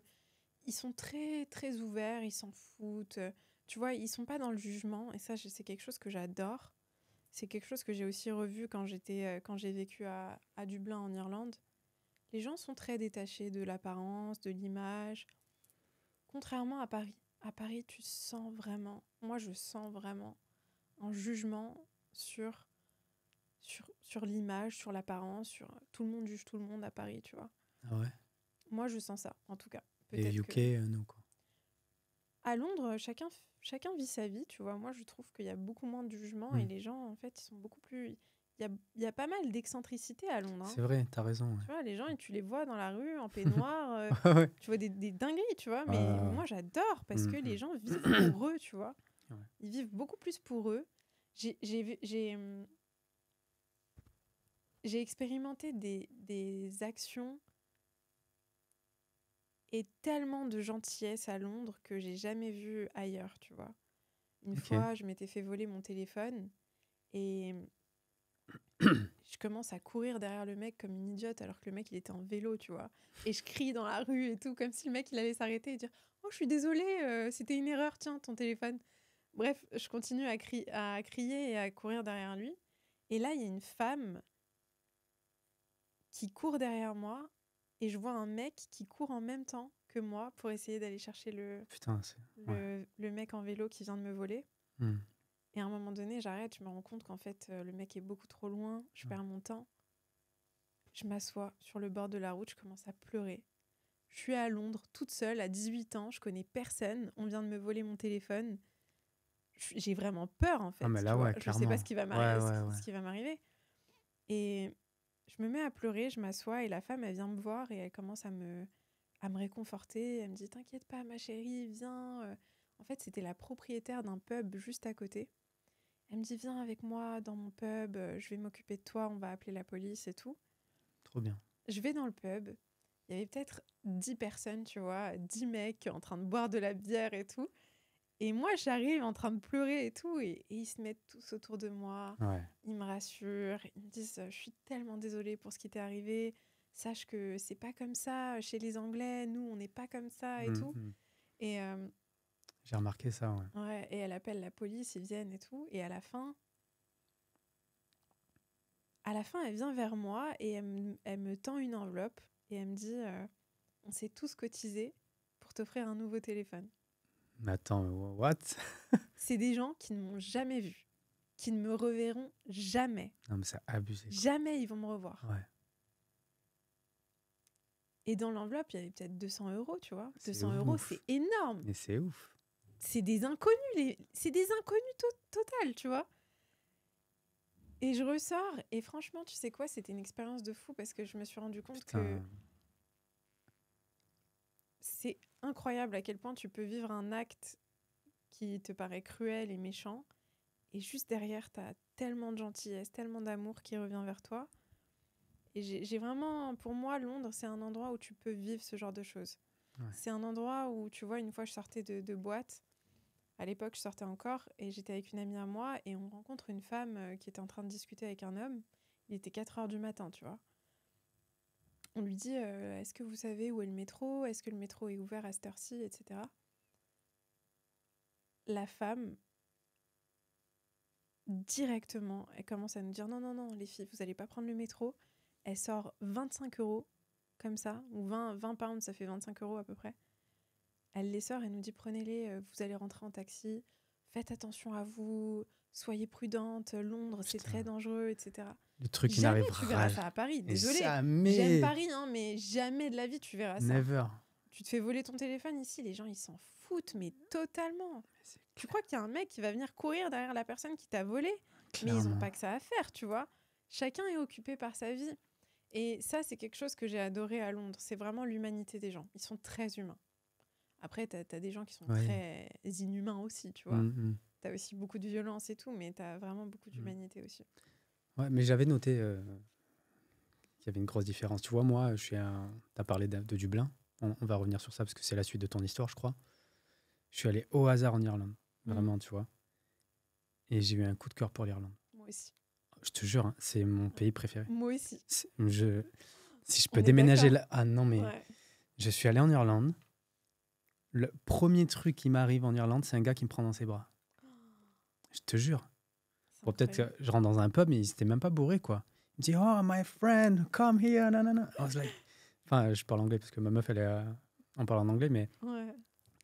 Truc de ouf. Et ça s'est pas arrêté, tu vois. Tout le long, la nature, les gens, chill. Tu vois, je crois qu'à 16h30, c'était terminé. Tout le monde était... je voyais les petites mamies, 85 ans, à boire une Guinness. Je me dis... Enfin, c'était trop bizarre, tu vois. Et l'Irlande, pur hasard, et ça m'a percuté. Et quand je peux, j'y retourne, tu vois. J'adore. Moi, j'adore. Tu vois, au début, j'ai eu le Japon, qui m'a mis une claque. Et le deuxième pays, c'était l'Irlande. Alors que c'est à côté, tu vois. Mais quand je peux y aller, j'y vais, quoi. Enfin, je sais pas, j'ai vraiment un truc avec l'Irlande. Moi aussi, ça, je sais pas. C'est trop spécial. Ouais. Et je pense que c'est quand t'es comme nous et que t'as une sensibilité et que tu ressens les choses, les énergies, l'Irlande, c'est un endroit hyper spécial. Il y a une énergie. Mais tu vois, je savais pas ce que tu allais dire de l'Irlande parce que j'ai pas regardé finalement. J'ai pas trop creusé ton expérience en Irlande, mais ça me confirme ce que je pensais. Enfin. Mais moi, ça a été la meilleure expérience de ma vie entière. Bon, vas-y. Partons sur ça. Non, mais vraiment, ça a été la meilleure expérience de ma vie. Et jusqu'aujourd'hui, à chaque fois que je suis pas bien ou quoi, ma mère, elle me répète toujours « Rappelle-toi comment t'étais à Dublin. Rappelle-toi. Reviens à ce moment-là. » C'est ça, je pense que c'est les souvenirs, les plus beaux souvenirs. En fait, au moment même où je suis arrivée en Irlande, je suis partie toute seule pour me trouver mon appart. Je venais de décrocher un job, c'était incroyable pour moi, tu vois. C'était dans une entreprise américaine. Premier travail à 21 ans, je sors de l'université. Donc tu finis tes études à Londres, tu as ton diplôme. Je finis mes études à Londres, j'ai mon diplôme et là, je rentre en France. Okay. Et en France, je voulais travailler, tu vois. À Paris, je voulais vraiment commencer à travailler, sauf que je postule et on me dit « Bah non, t'as qu'une licence. Nous, il nous faut au moins un master. Là, on peut te proposer qu'un stage, tu vois. » Je voulais pas faire de stage, je voulais travailler en fait. Et donc, je postule et je me rends compte qu'à Dublin, en Irlande, il y a plein d'opportunités. Et je tombe sur cette... Excuse-moi, c'est une licence en quoi ce que tu as dit tout à l'heure? Économie, business. Ouais. Okay. Et je tombe sur cette entreprise qui est un cabinet de conseil américain qui s'appelle Gerson Lehrman Group et c'est un truc énorme, tu vois. Et je postule à un poste, c'est un poste qui s'appelait associé membre du conseil parce qu'ils ont des membres du conseil, enfin bref. En gros, c'était un poste d'associé où tu t'occupais de mettre en contact les clients avec des experts, etc., sur des projets. Et je postule et je passe peut-être 5 entretiens, tu vois. C'était interminable. Ouais. Et finalement, je suis prise. En anglais, du coup? En anglais, bien sûr. Et j'y vais. Et au moment où je sors de l'aéroport, je sens une énergie, mais c'était juste incroyable, en fait. Quand je suis arrivée là-bas, je me suis sentie tellement apaisée. Putain, ça me fout le seum. Pourquoi? Je sais pas. Parce que c'est... Non, mais en vrai, je sais pas, j'ai l'impression de revivre quand je cherchais des annonces à Dublin, en Irlande, pour aller travailler là-bas. C'est incroyable. J'avais quand même un petit rêve, tu vois, parce que c'était après mon premier voyage et tout. Et là, tu me racontes ce que t'es... C'est pas que ça me fout le seum, mais je me dis... Ah! C'était incroyable. Oh, vas-y, raconte. C'était incroyable. J'y vais pendant une semaine. Je suis toute seule. Je vais visiter des appartes. Je rencontre plein de gens. Putain. Des gens, mais qui... juste trop sympas, qui me donnent des conseils. Je marche pendant des heures toute la journée. Je marche. Je finis par trouver un appart sur le campus de Google. Je rencontre ma coloc et tout, la personne qui devient ma coloc. Et je m'installe là-bas et c'est juste mais dingue, les collègues. Comment je m'entends trop bien avec mes collègues. J'ai des collègues italiens, irlandais... allemand, tout ce que tu peux imaginer. Tout le monde était tellement cool et tellement ouvert. Et quand je sortais au centre-ville, t'as la nature déjà, t'es vraiment dans la nature, donc ça te nourrit, ça te calme, ça t'apaise. Et en même temps, bah, t'es avec des gens... Tu vois, je me rappelle quand je sortais, j'allais au travail. Tu me fais rêver là. Tu sais, j'ai des étoiles dans les yeux, j'ai envie d'y aller. Mais je te promets, c'était tellement dingue. J'allais au travail et juste... les gens, ils me souriaient et moi, je souriais aux gens. Et genre, t'as l'impression de vivre dans un univers parallèle parce que les gens sont tellement sympas et tu ressens et tu vois que personne ne te juge. J'ai jamais ressenti un tel détachement. Et d'ailleurs, je vais te dire, j'ai jamais ressenti un tel détachement à mon apparence physique. Ouais. Je me sentais vraiment bien dans ma peau à ce moment-là. Parce que j'étais tellement entourée de personnes qui... s'en foutaient en fait. Après ça j'ai capté, quand même les Irlandais se laissent aller quoi. Enfin, alors ils se laissent aller, tu vois, ils sont pas stylés quoi. Ils sont pas fashion ou quoi que ce soit. Ça je l'ai capté, voilà, c'est ça. Ils s'en foutent. Et tu vois, d'un côté, j'avais ce côté de moi qui les jugeait pas mal, tu vois. Ouais, moi aussi en vrai. Ouais, je les jugeais, j'étais là mais putain, tu prends un coca à 9h du mat, calme-toi, tu vois. Mais en même temps, ce détachement, je trouve qu'il a pas de prix, tu vois. Ouais, clairement. Ils sont tellement détachés. Je me rappelle, une fois, j'allais à l'aéroport pour aller à Paris. Et le chauffeur de taxi, il était de super bonne humeur et tout. Je lui disais, mais vous savez, j'adore votre pays, j'adore l'Irlande et tout. Il me disait, mais vous savez, madame, nous les Irlandais, on se prend pas au sérieux. On est tellement heureux parce qu'on arrive à rigoler de tout. Et il me disait, mais vous savez, moi, mon père, il a Alzheimer, et il me racontait qu'il était allé voir son père à l'hôpital, et son père, il se rappelait plus. En fait, son père, il mangeait une soupe et il avait l'impression de manger un autre truc. Enfin, il était complètement déconnecté de la réalité. Ouais. Et il me racontait qu'il en rigolait avec son père, tu vois. Alors que il aurait très bien pu être hyper dramatique. C'est la fin du monde, mon père a Alzheimer et tout. Non, lui, il en rigolait avec son père. Et il me disait, on arrive à tout traverser parce qu'on a cette mentalité. Et vraiment, non, ça a été... Tu sais que je suis toujours pas retournée depuis que je suis partie. Putain. Parce que je pense que j'ai un petit blocage, j'ai peur en fait. Ah, d'être déçu, genre? Non, j'ai peur d'y retourner et de... Et je pense qu'il y a une part de moi qui se dit que si j'y retourne, je pense que... Tu vas vivre là-bas. Ouais, je pense que ça va me mettre face à pas mal de choses. Mais Parce qu'il y a toujours une part de moi qui me dit, mais pourquoi tu vas pas vivre là-bas, tu vois, enfin, c'était tellement bien. Et alors que moi, je suis juste parti en vacances. Toi, t'as vécu là-bas, quoi. Ah, t'étais parti en vacances? Moi, je suis parti en vacances, tu vois, 2 fois. Mais je te jure, ça m'a marqué. Je sais pas comment l'expliquer. Parce que pour les gens, l'Irlande, ouais, bon, ok, c'est à côté de la France, c'est un petit pays. Ouais, les gens sont assez indifférents. C'est comme Londres, enfin, l'Irlande, quoi, tu vois. Moi, non, c'est incroyable. Juste les gens. Et tu vois, c'est pas du mytho. Si tu me dis ça, c'est qu'on l'a ressenti. Non, c'est pas du mytho du tout. C'est spécial. Ouais. Mais je pense qu'il faut une certaine sensibilité aussi pour le ressentir. Je pense peut-être, ouais. Je pense que quand tu es sensible aux énergies, quand tu t'en rends compte plus facilement, je pense. Donc tu trouves un taf là-bas, alors ouais. Tu travailles combien de temps, du coup?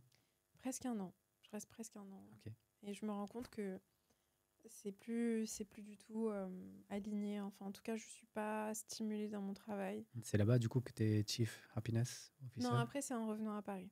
Ok, c'était quoi le job là-bas, du coup? Member Associate. C'était un truc, j'étais associée, membre du conseil. Okay. C'est un poste assez précis qui est vraiment spécifique à la boîte, en fait. Tu vois. Ok. Et t'es revenu en France parce que le travail, t'avais fait le tour, quoi? J'ai fait le tour et en fait, je m'épanouissais pas dans mon travail. Je m'épanouissais humainement de fou, tu vois. Ouais. Mais dans mon travail, non, je m'épanouissais pas. Ok.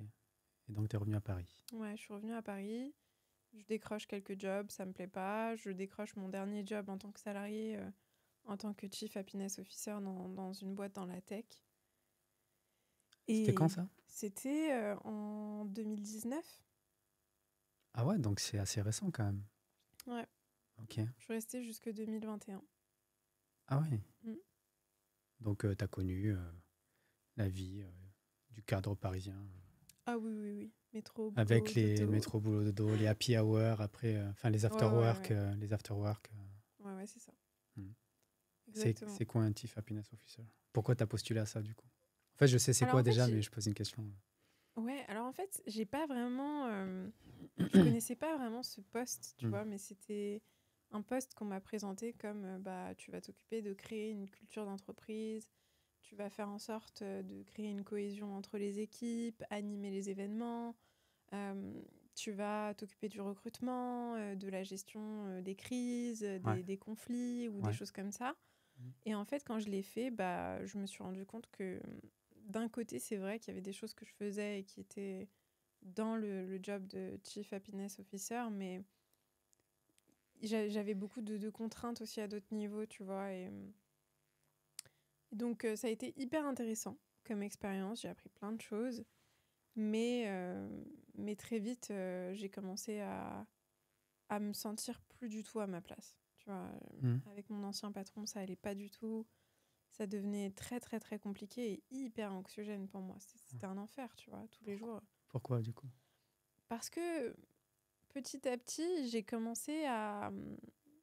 Alors, c'est pas du tout pour blâmer qui que ce soit ou dire mon ancien patron, c'était le méchant et moi, j'étais la gentille, tu vois. Une histoire, elle a toujours beaucoup plus de nuances que ça. Mais je me suis sentie beaucoup mise de côté. Il y a eu des choses qui ont été faites et qui m'ont donné le sentiment de plus du tout être à ma place. Et petit à petit, je me suis un peu éteinte, tu vois. J'ai eu le sentiment de pas du tout contribuer. et de pas pouvoir contribuer. Et donc, à force, en fait, ça m'a créé un vrai sentiment de ne plus être alignée et donc de devoir partir. Tu vois. Qu'est-ce qui t'a amené à prendre ce poste? Parce que Chief Happiness Officer, il faut être justement dans l'empathie, être dans l'humain, avoir ces appétences-là. Tu avais déjà développé, fait du dev perso, tu avais déjà eu beaucoup de lectures, tu t'étais déjà un peu... Oui, bien sûr. Bien sûr. Personnellement, enfin... J'ai toujours été fascinée par l'humain. J'ai toujours... Après, ça faisait peut-être à ce moment-là, ça devait faire peut-être 4 ans que j'étais obsédée par le développement personnel. J'écoutais des podcasts tout le temps, je travaillais sur moi en permanence. J'étais vraiment dans la conscience de moi-même. J'étais vraiment passionnée par l'humain, tu vois, et je voulais aider les autres et je voulais contribuer à quelque chose de plus grand que moi, à un projet plus important que ma petite personne, entre guillemets.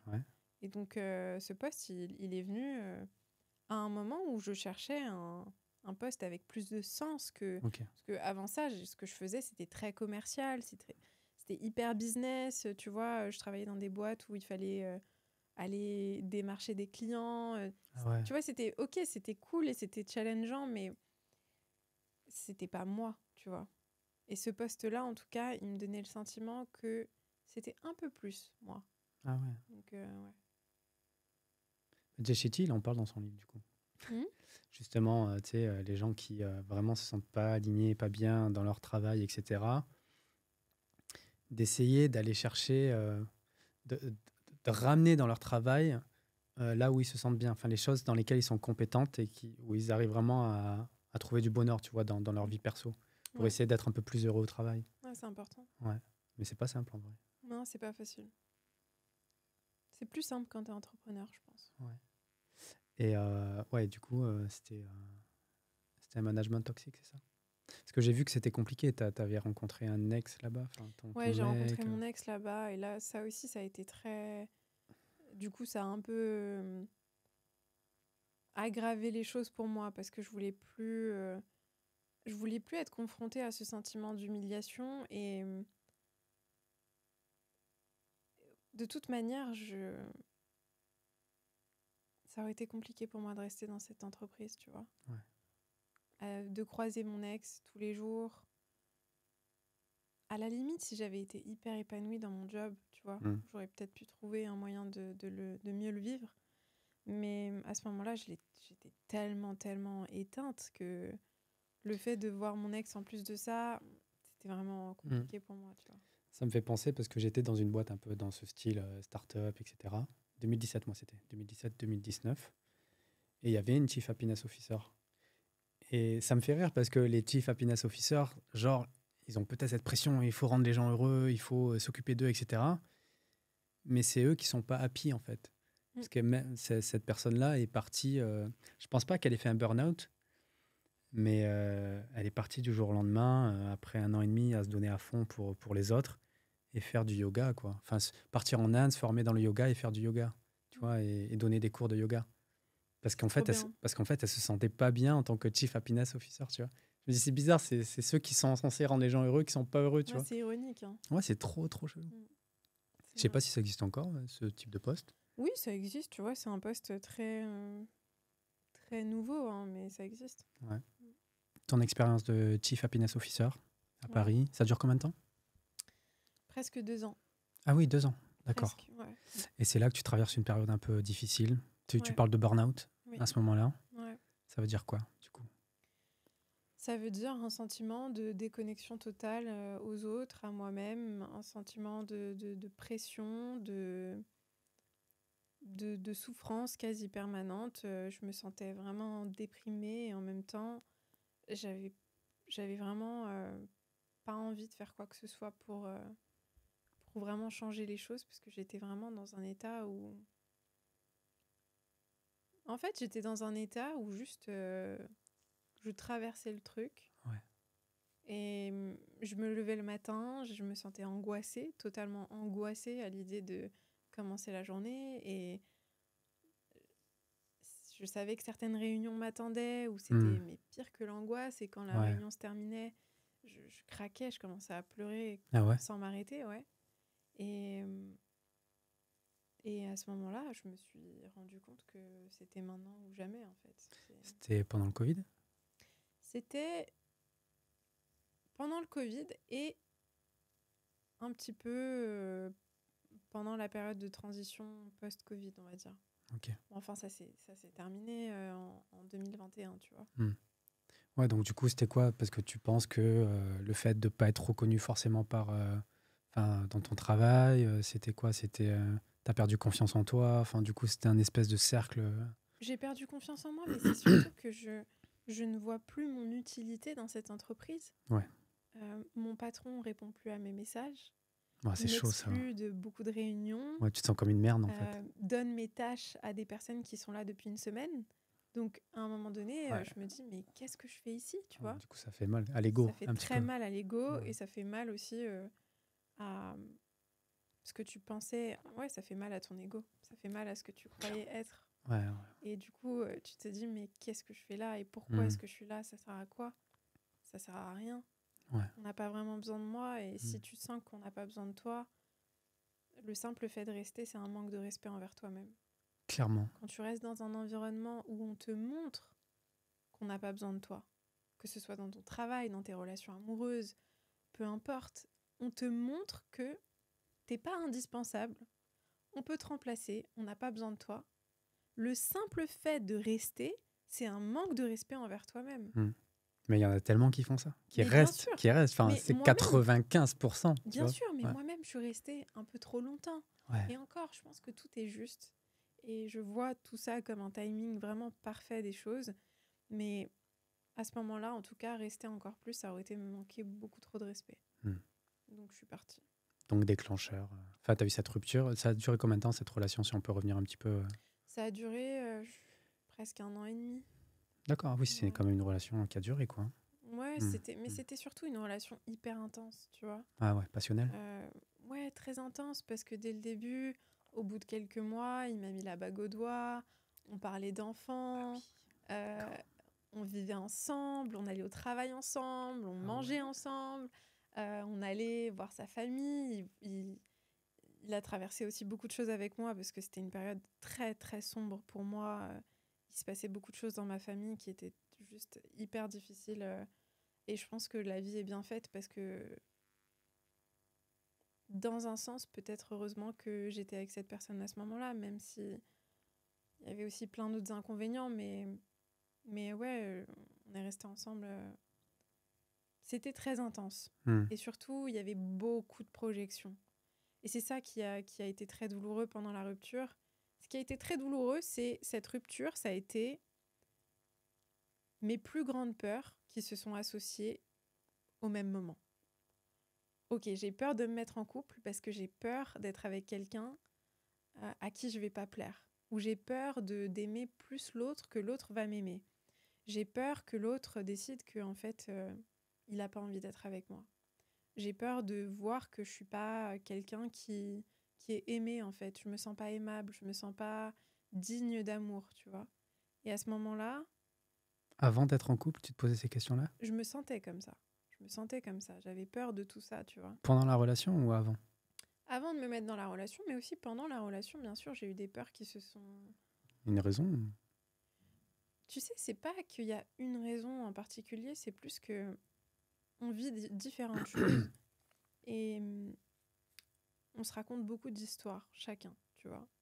Et on a tous nos histoires qui sont différentes les unes des autres, tu vois. Moi, mes histoires, c'était je suis pas assez. Je suis pas assez pour qu'un homme m'aime et qu'un homme veuille rester avec moi. Ou je pense qu'il faudrait que j'en fasse des tonnes.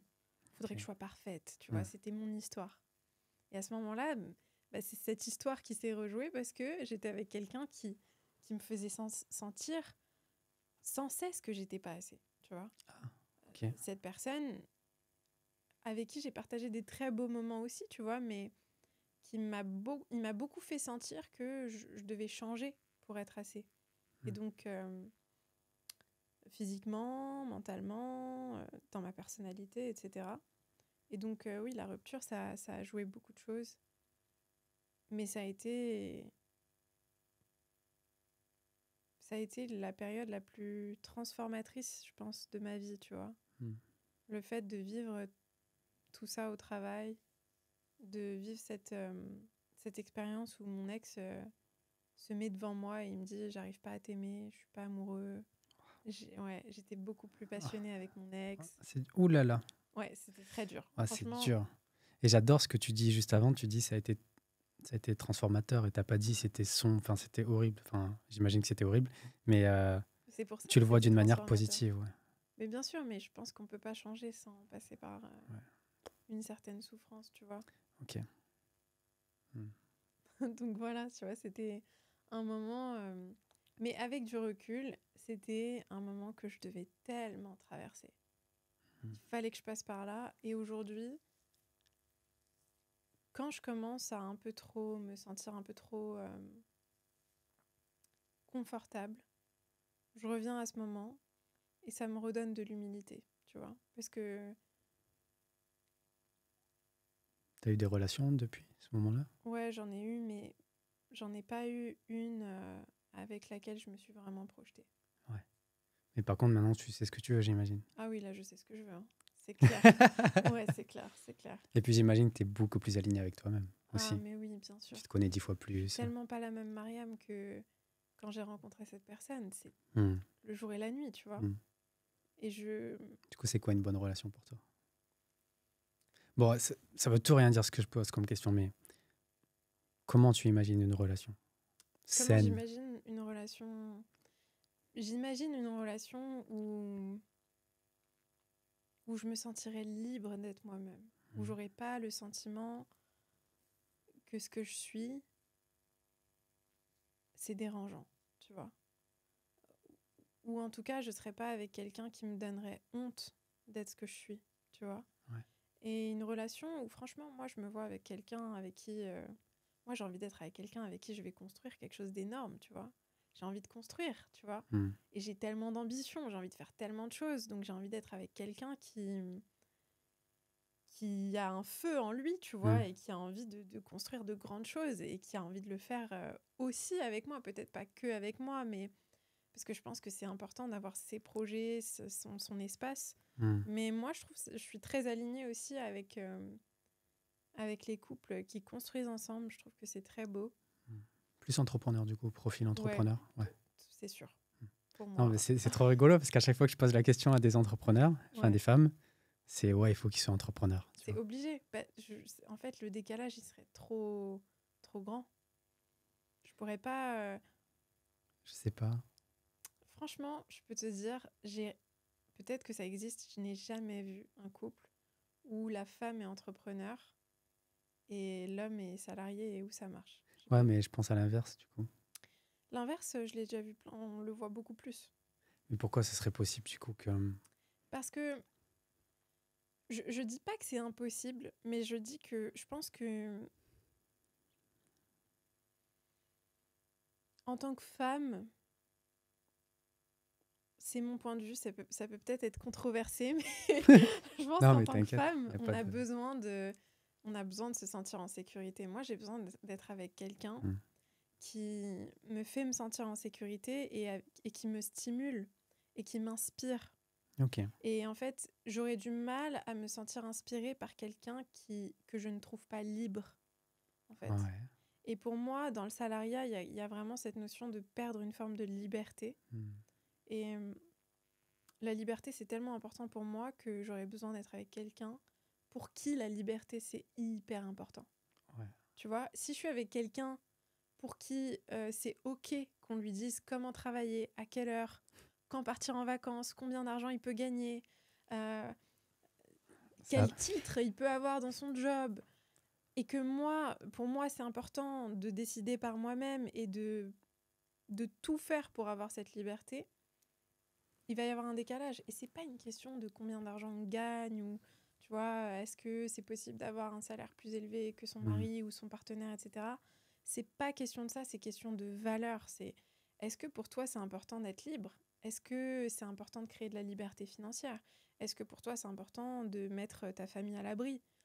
pour moi, c'est très important. J'ai envie d'aider mes parents, j'ai envie d'aider les gens autour de moi, j'ai envie d'aider ma communauté, j'ai envie de créer des projets humanitaires, j'ai envie de faire plein de choses. Donc si je suis avec quelqu'un pour qui tout ça, c'est pas important, je sais qu'il va y avoir des conflits et des conflits qui vont être problématiques. Tu vois. Très bien. Ce sera un bon short. Ouais. Ok. Je sais plus, c'était quoi la question d'après. Mais ok, donc c'est à ce moment-là que tu shifts vers l'entrepreneuriat. Ouais, tu shifts. Raconte-moi cette histoire. Je pars de cette entreprise et à la base, je me dis, je vais lancer une appli. J'ai envie de lancer une appli. Je voulais lancer une start-up depuis très longtemps, tu vois. Et je me dis, je vais lancer mon appli dans le coaching. Ça va être une appli d'auto-coaching, c'est-à-dire que les gens vont pouvoir suivre des sessions de coach en ligne, etc. En vrai, gros potentiel, ça. Gros potentiel. Franchement, c'était une très bonne idée, je pense. Oui, parce qu'à ce moment-là, c'est mon projet, mais je me dis, non, je peux pas, c'est pas le moment. Et j'essaye de le lancer, mais j'y arrive pas. Et je me sens encore plus en échec et je me sens encore plus sombrée, tu vois. Je me dis, bon, bah, Mariam, là, il va falloir que tu trouves ce que tu vas faire. Et du coup, c'était quoi ce shift tu quittes ta boîte, rupture co, hein, j'avais vu. Ouais. Ça, il faut le préciser. Ouais, chômage, très important, ouais, j'imagine. chômage. 2 ans. Le chômage, ça a été la bénédiction de ma vie parce que sinon, je pense pas que j'aurais pu trouver ma voie, en fait. Bah, ça m'a clairement. permis d'avoir une sécurité financière pendant quelques temps, le temps que je puisse monter ma boîte et faire ce que je voulais, tu vois. T'étais bien payé dans ta boîte d'avant Ouais, j'étais payée 50 000 euros par an. Ouais, c'est pas mal, c'est bien. En brut. Ouais. Je le dis ouvertement parce que moi, je trouve que c'est vraiment, vraiment fatigant, les gens qui sont... qui cachent leur salaire. En fait, c'est pas... Je comprends pas la logique de cacher son salaire. Si tu veux savoir comment tu devrais être payé, faut que tu saches comment les autres sont payés. Ouais, clairement, ouais. Donc, ouvrons le sujet, tu vois. Enfin, c'est pas tabou de dire combien on est payé. Mais en tout cas, ouais, j'étais payée 50 000 l'année. C'est quand même un bon salaire. C'est bon salaire, oui. À 23, 24 ans, c'est pas mal. C'est très bien. Ouais. Donc oui, le chômage m'a permis de... Après, j'ai un loyer qui est quand même élevé à Paris. J'avais pas mal de charges et tout. Donc j'étais quand même très souvent à découvert. C'était pas facile, tu vois. C'était une béquille, quoi. Mais ouais, ça m'a permis de tenir. Parce que les digital nomades, personne dit qu'ils sont au chômage, en vrai. Ah, je savais pas qu'ils étaient... Enfin, je veux dire, tu vas à Bali, 75% des gens sont au chômage. Ah ouais ? Et ils font genre, j'ai un business, je vis ma vie. Non, t'es au chômage. Ah, je savais pas ça. Ah oui. Et au bout de 2 ans, tu les vois tous revenir en France, tu vois. C'est ce que j'ai fait aussi. Hein. Je dis ça parce que je l'ai fait aussi. Okay. Mais en vrai, arrêtez de mentir que vous faites des business. Je trouve aussi qu'il faut dire la vérité et qu'il faut dire aux gens... Parce qu'il y a aussi toute une croyance autour de... quitte tout, n'aie aucun plan B, ça. Pas d'argent, rien du tout, et lance-toi. Mais ça me saoule. Je me dis, mais... Bien sûr qu'il faut que tu aies un minimum, tes besoins essentiels, il faut qu'ils soient couverts, parce que comment tu veux juste te concentrer à lancer un business si tu peux pas payer ta facture d'électricité, ton loyer, tu vas faire quoi ? Tu vas lancer ton business à la rue, tu vois ? C'est pas possible. C'est clair. Tu vois, moi, je suis revenu la queue entre les jambes, plus de chômage, j'ai repris un taf, quoi. Et là, je fais ça, mais je taffe, en fait. Moi, j'ai un taf. Bah, c'est trop bien, tu vois. Tu fais quelque chose qui est beaucoup plus smart que tout quitter et puis se lancer comme ça à l'aveugle. Moi, je trouve ça très, très bien de se lancer à côté de... C'est très courageux, par contre. Smart parce que j'ai fail. En fait, c'est parce que mes expériences avant j'ai pas réussi à devenir le Yomi Denzel, tu vois. Bah ouais, non, en fait, c'est ça la vie. Tu reviens, tu travailles et tu te relances dans quelque chose, quoi. Mais oui, c'est courageux. C'est dur de revenir. C'était la pire truc de ma vie. Revenir après 2 ans à Bali en pensant que tu allais être entrepreneur, tu retravailles à Paris, métro, boulot, dodo, c'est dur, tu vois. Ouais, pour l'ego, enfin pour l'ego. Si, c'est pour l'ego aussi. Ça fait mal, quoi. Et toujours un peu en burn-out, tu vois. Ouais, c'est pas facile, je trouve aussi. Mais ça demande une autre forme de courage qui est super importante. C'est réussir à accepter quand quelque chose n'a pas marché et itérer. Ouais, c'est ça. Et ça, c'est une grande force. Et là, je remercie, je pense, mes parents, mon environnement, je pense. Parce qu'ils t'ont aidé dans cette phase ? Non, je pense que je les ai tellement vus galérer. et d'où je viens et tout. En fait, je pense que j'ai toujours voulu réussir à faire de l'argent et pas être comme mes parents, tu vois, endetté et tout. J'ai un FIRE, il partira jamais. Inébranlable, en fait. Peu importe ce qui se passe, il sera toujours là. Donc, c'est cool. C'est une bénédiction. Ouais, de ouf. Je suis d'accord avec toi. Donc oui, du coup, tu as 2 ans où tu dis, je vais me lancer. Ouais, et je me dis, t'as intérêt à trouver ton... Mais, tu vois, là, je pourrais passer beaucoup de choses et faire comme si, au bout de quelques mois, j'ai trouvé ma voie, tout s'est arrangé, etc. En réalité, j'étais complètement déprimée. Je passais mes journées à pleurer, à me sentir mais comme une merde. Désolée, je sais pas si je peux dire ce genre de mots dans ton podcast, mais je me sentais vraiment, vraiment, mais par terre, quoi. C'est la photo que... Il y a une photo où tu pleures. Ouais, c'est cette période. Et je me sens tellement nulle à ce moment-là que j'arrive au stade où je me dis attends, je vais recontacter mon ancien patron, je vais essayer de récupérer mon ancien job. Waouh. Ouais, je suis arrivée à ce stade-là. Tellement j'avais peur et tellement j'étais tétanisée de me dire... Parce que pour moi, l'argent, c'est important. Pouvoir me sentir à l'aise financièrement, c'est très important. Je pense que c'est important pour tout le monde, mais tout le monde n'assume pas que c'est important pour eux. J'ai eu la discussion juste avant avec ma copine. C'est vrai ? Ouais. Donc je trouve que c'est hyper important, tu vois. Et, faut l'assumer, quoi. Faut l'assumer, parce qu'il n'y a rien de honteux à dire, en fait, on a tous besoin d'argent. L'argent, c'est une énergie qui est nécessaire. Un peu comme n'importe quelle autre ressource, tu en as besoin. Et... Un peu plus honteux pour une meuf. Une meuf qui veut de l'argent, c'est genre vu un peu plus... C'est sale.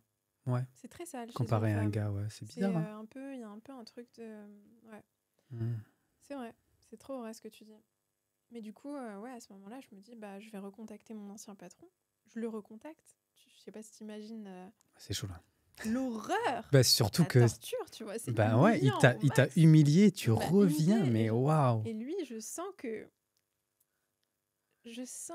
prend plaisir à ça. Ah tu oui, vois. mais oui. Et je l'appelle et tout, et je lui dis, voilà, si vous avez besoin de moi, etc. Il me dit, ah, mais c'est super. Tu sais, il était un peu comme ça. C'est super que tu m'appelles et tout. Écoute, je reviens vers toi sans faute d'ici vendredi, etc. Et moi, je me sens un peu plus rassurée. Je me dis, bon, j'ai peut-être un plan B au cas où, etc.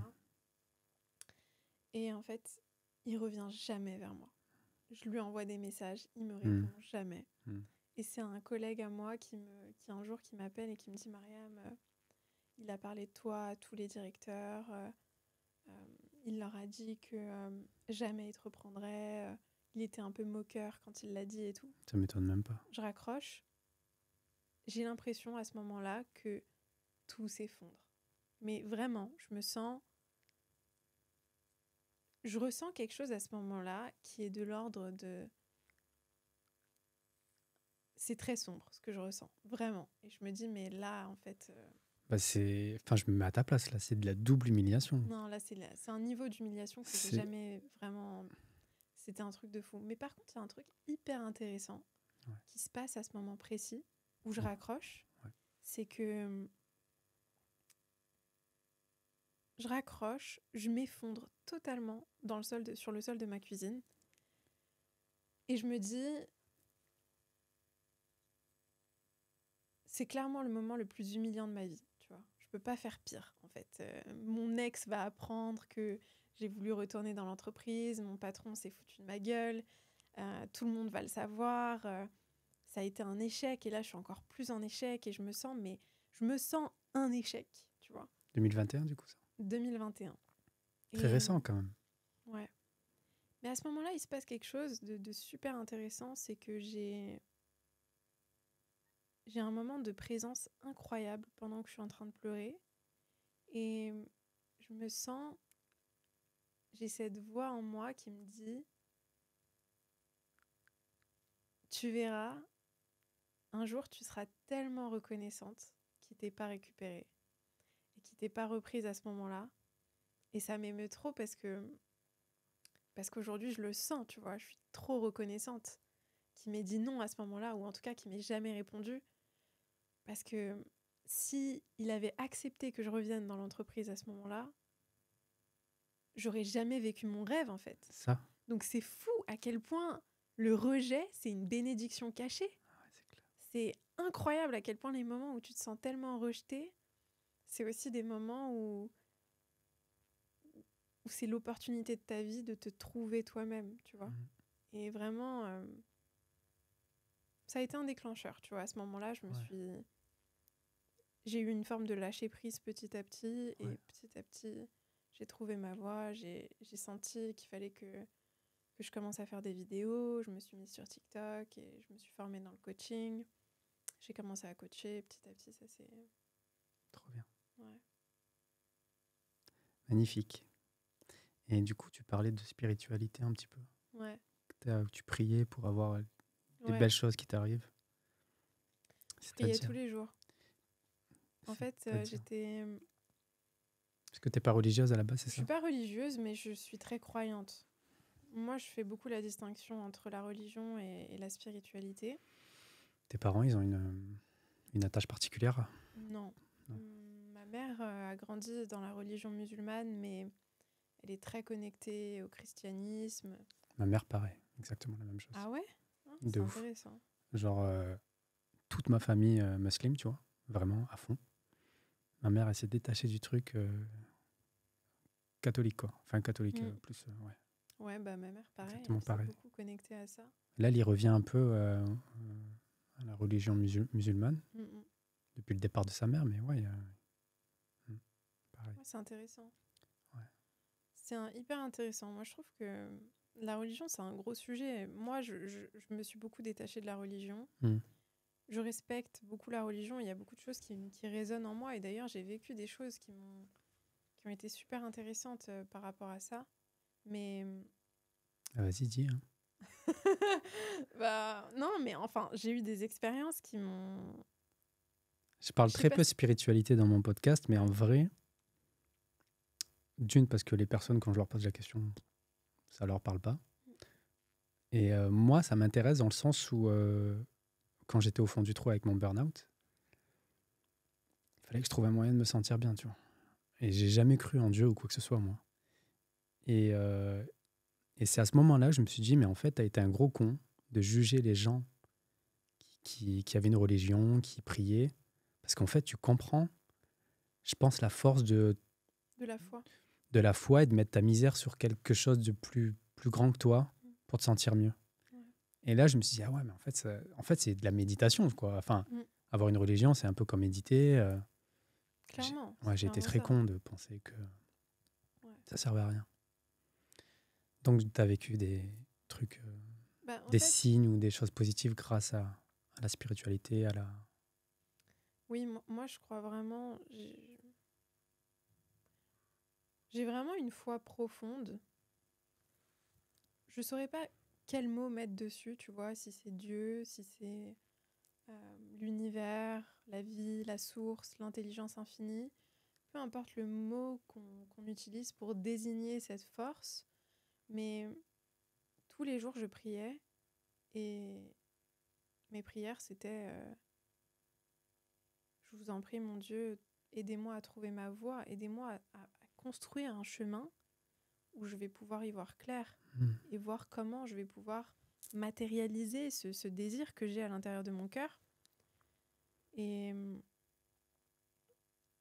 tous les jours, je priais comme ça, même quand j'étais malheureuse et quand j'étais triste et sans espoir et que je ne voyais pas vraiment de preuves que ma situation allait changer. Je continuais à prier, je continuais à entretenir l'image que je voulais entretenir et visualiser ce que je voulais créer. Et ça m'a vraiment sauvée, tu vois. Et je trouve que si je mettais ça de côté, je passerais à côté de l'essentiel, en vrai. Parce que ma transition de salarié à entrepreneur, etc., pour moi, c'est pas juste de la stratégie. Pour moi, c'est pas juste je me suis mise sur les réseaux sociaux et puis j'ai fait 5 vidéos par jour, je les ai postées et puis je me suis rendu compte que ça, que si.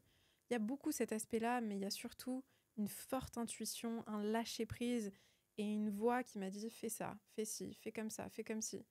Et pour moi, c'est ça qui m'a sauvée, tu vois. Et c'est aussi beaucoup, beaucoup de chance que moi, j'attribue à cette force, tu vois. Pour moi, c'est l'univers, c'est Dieu qui m'a sauvée quand cette personne ne m'a pas recontactée.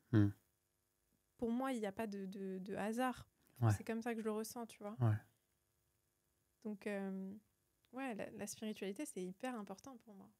Je suis convaincue qu'on est tous des êtres spirituels qui ont une expérience humaine, comme Pierre Teilhard de Chardin partage, tu vois. Je pense qu'on a tous... On est tous là pour quelque chose. C'est comme ça que je vois les choses, tu vois. Et on a tous un rôle à jouer dans cet univers, tu vois. Et que ce soit le boulanger à sa façon, ou la femme de ménage, ou moi, ou toi, ou un entrepreneur, n'importe qui, on a tous un rôle à jouer et on a tous quelque chose à contribuer qui est plus grand que nous, tu vois. Et ça peut être la personne qui nettoie les vitres de ton immeuble, tu vois, mais cette personne, elle contribue d'une certaine manière. Chacun a un rôle à jouer et je suis convaincue vraiment que moi, je vois pas les choses en me disant qu'on est juste des humains et c'est tout, tu vois. Pourquoi est-ce qu'on réfléchit autant ? Pourquoi est-ce qu'on pense autant ? Pourquoi est-ce qu'on se questionne autant ? Moi, j'ai l'impression qu'on est là, sur Terre, pour se rappeler d'où on vient, tu vois. Et pour moi, le chemin de la vie, c'est un chemin où tu peux acquérir énormément de richesses. Tu peux devenir très connu, tu peux avoir la plus belle femme ou le plus bel homme au monde à tes côtés. Tu peux avoir énormément de pouvoir aux yeux du monde. Mais le véritable pouvoir, c'est d'être OK avec le fait d'être dénué de tout ça et dépossédé de tout ça et de te rappeler d'où tu viens. Et d'où tu viens, c'est un endroit beaucoup plus grand et beaucoup plus infini que tout ça, tu vois. Tout ça, c'est un jeu d'humain, tu vois. Mais pour moi, le jeu de la vie, c'est se rappeler d'où on vient. Et je trouve que de toute façon, la vie nous dépossède de tout ce qu'on n'est pas. Clairement. Et la mort, surtout, va te déposséder de tout ce que t'es pas, tu vois. Et ça peut être un peu sombre pour certaines personnes, ce que je dis, mais pour moi, il n'y a pas d'enseignant plus puissant que la mort. Quand tu vois quelqu'un qui tombe malade ou quand tu es face à cette impermanence de la vie, tu te rends compte de ce qui est vraiment important et de ce qui n'est pas important. On ne peut pas se rendre compte de ça parce qu'on est tellement déconnecté de l'impermanence des choses. On pense que tout est permanent, on croit qu'on va vivre toujours, que tout va rester de la même manière.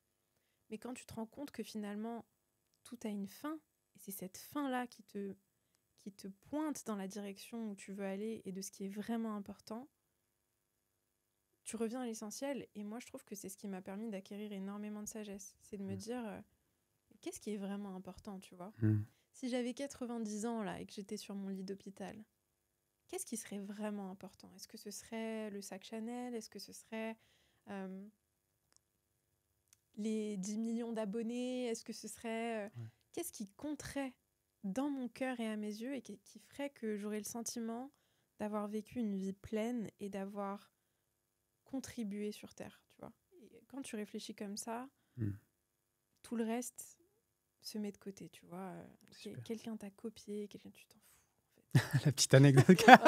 Là, si tu étais sur ton lit de mort à 90 ans, ce serait quoi les choses importantes pour toi ? Ce serait connecte-toi aux autres. Regarde les autres. Vois-les, tu vois. Vois vraiment les autres. Regarde-les dans les yeux. Juste connecte-toi à ce qui compte vraiment, tu vois. J'ai vraiment envie de me connecter aux humains qui sont autour de moi, de les aider, juste de leur apporter un peu plus de lumière, tu vois.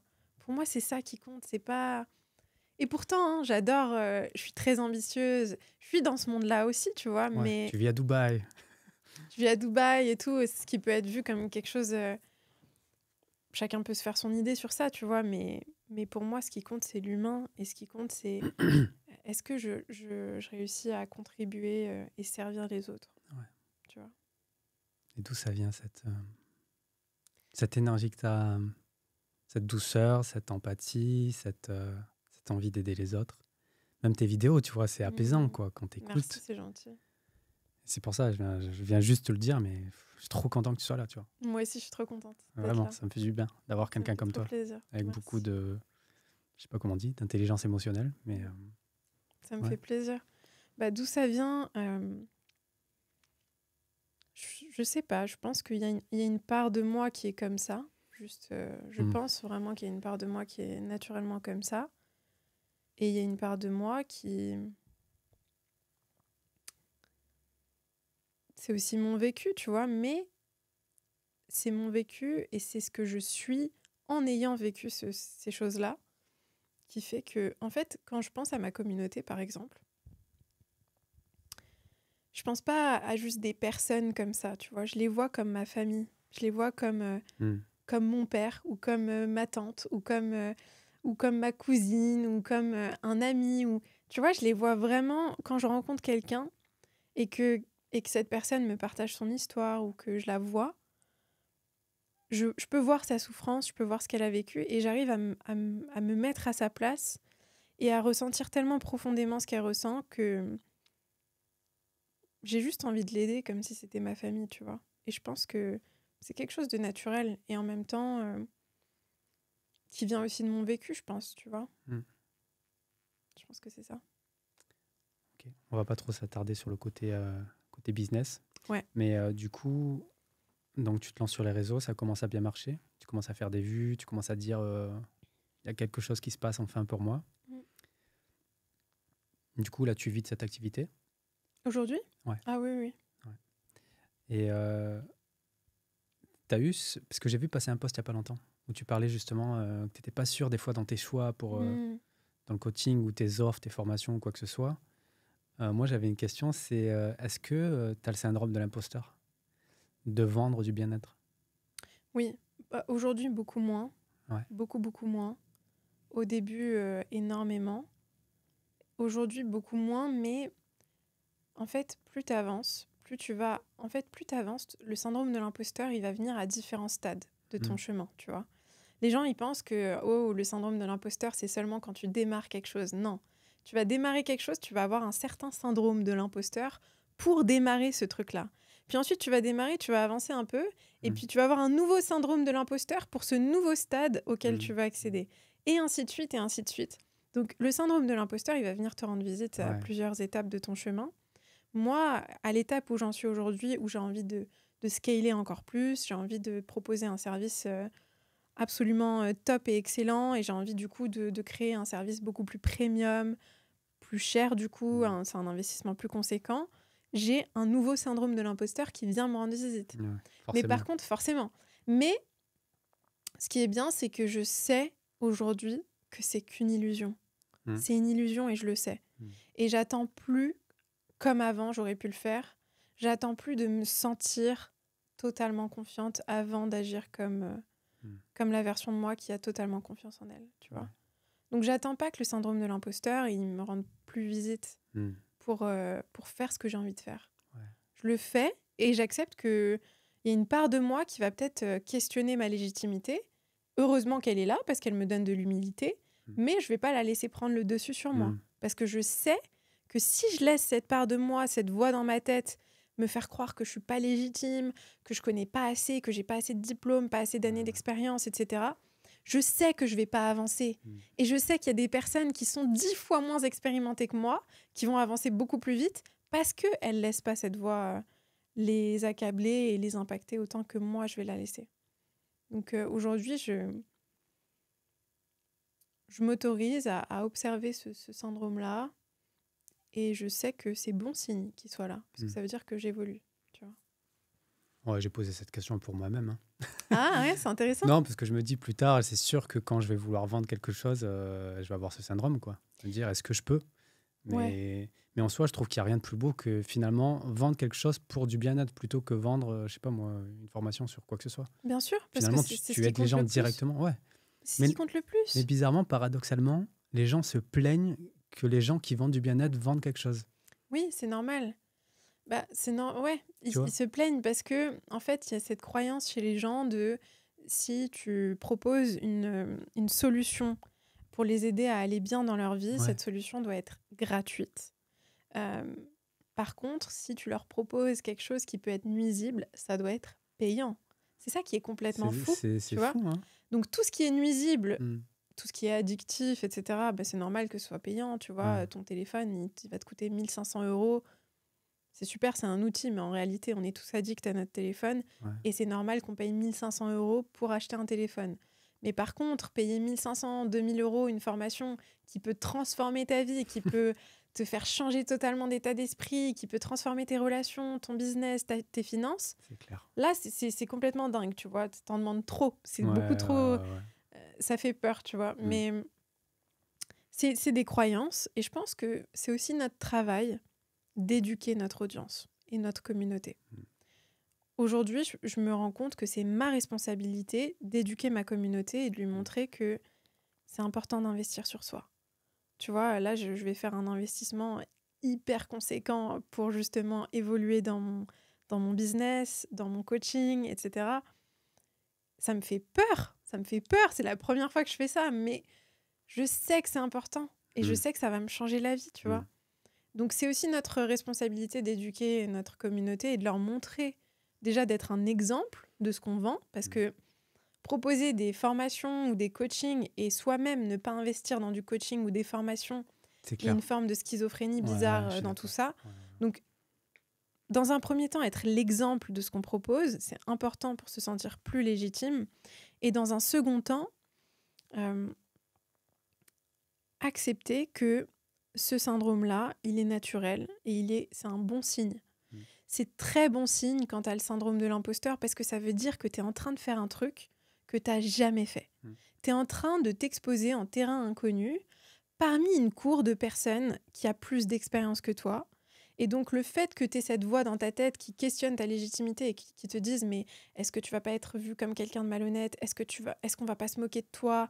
Est-ce qu'on va pas te voir comme un arnaqueur ou ça aussi, un imposteur ?» En fait, cette voix, elle te montre que tu es en train de faire un truc qui va être hyper impactant. Et c'est ça que tu dois suivre plutôt que « Ah, si cette voix, elle est là, ça veut dire qu'il faut pas que j'y aille. » Non, au contraire. Si cette voix, elle est là, ça veut dire que tu es sur le bon chemin, qu'il faut que tu y ailles. Mais par contre, que tu y ailles intelligemment et stratégiquement, c'est-à-dire que moi, j'ai pas commencé en vendant des accompagnements à quelques milliers d'euros, tu vois. Quand j'ai commencé, c'était quelques centaines d'euros, tu vois. Histoire que j'apprenne, je fasse plus de... Tu te fasses ton expérience avec les gens. Je fasse mon expérience, etc. Ouais. Et ensuite, t'avances petit à petit. Intéressant. Du coup, Mariam, on a fini. C'était trop bien. On a Je pourrais parler avec toi pendant des heures. En vrai, vraiment, c'était trop cool. Et bravo. Bravo à toi pour ton écoute, pour ta douceur, pour ton calme. J'ai fait plusieurs interviews, mais franchement, je trouve que tu as une approche qui fait qu'on se sent en sécurité de se livrer. Donc, bravo à toi. J'ai ressenti la même chose. Trop bien. Mais on n'a pas fini. Je te dis, on a fini. C'est que je finis toujours avec les mêmes questions. Donc, tu dois mettre une note entre 1 à 5, 1 à 5 pardon, sur les différents thèmes. Sachant que 5, c'est la meilleure note. Donc, si je te dis amour, tu te situes où ? Je dirais peut-être amour, relation amoureuse. Ouais. Relation ça peut être amour dans la famille aussi, mais ouais, disons amour, relation amoureuse. Ok, relation amoureuse, peut-être 3. Je mettrais un 3. Ouais. Amour tout court, je mettrais un 5. J'ai trop d'amour dans mon cœur. Tu vois. Ouais. D'amour pour toi, 5. Amour pour moi, je dirais entre 4 et 5. Je me sens... Parce qu'on n'en a pas parlé finalement, c'est dommage. Mais c'est vrai. Parce qu'on n'a pas parlé de ton amour pour toi avant et là, maintenant, la transformation. Parce que j'avais vu quand même qu'il y avait une grosse différence. Grosse différence, ouais.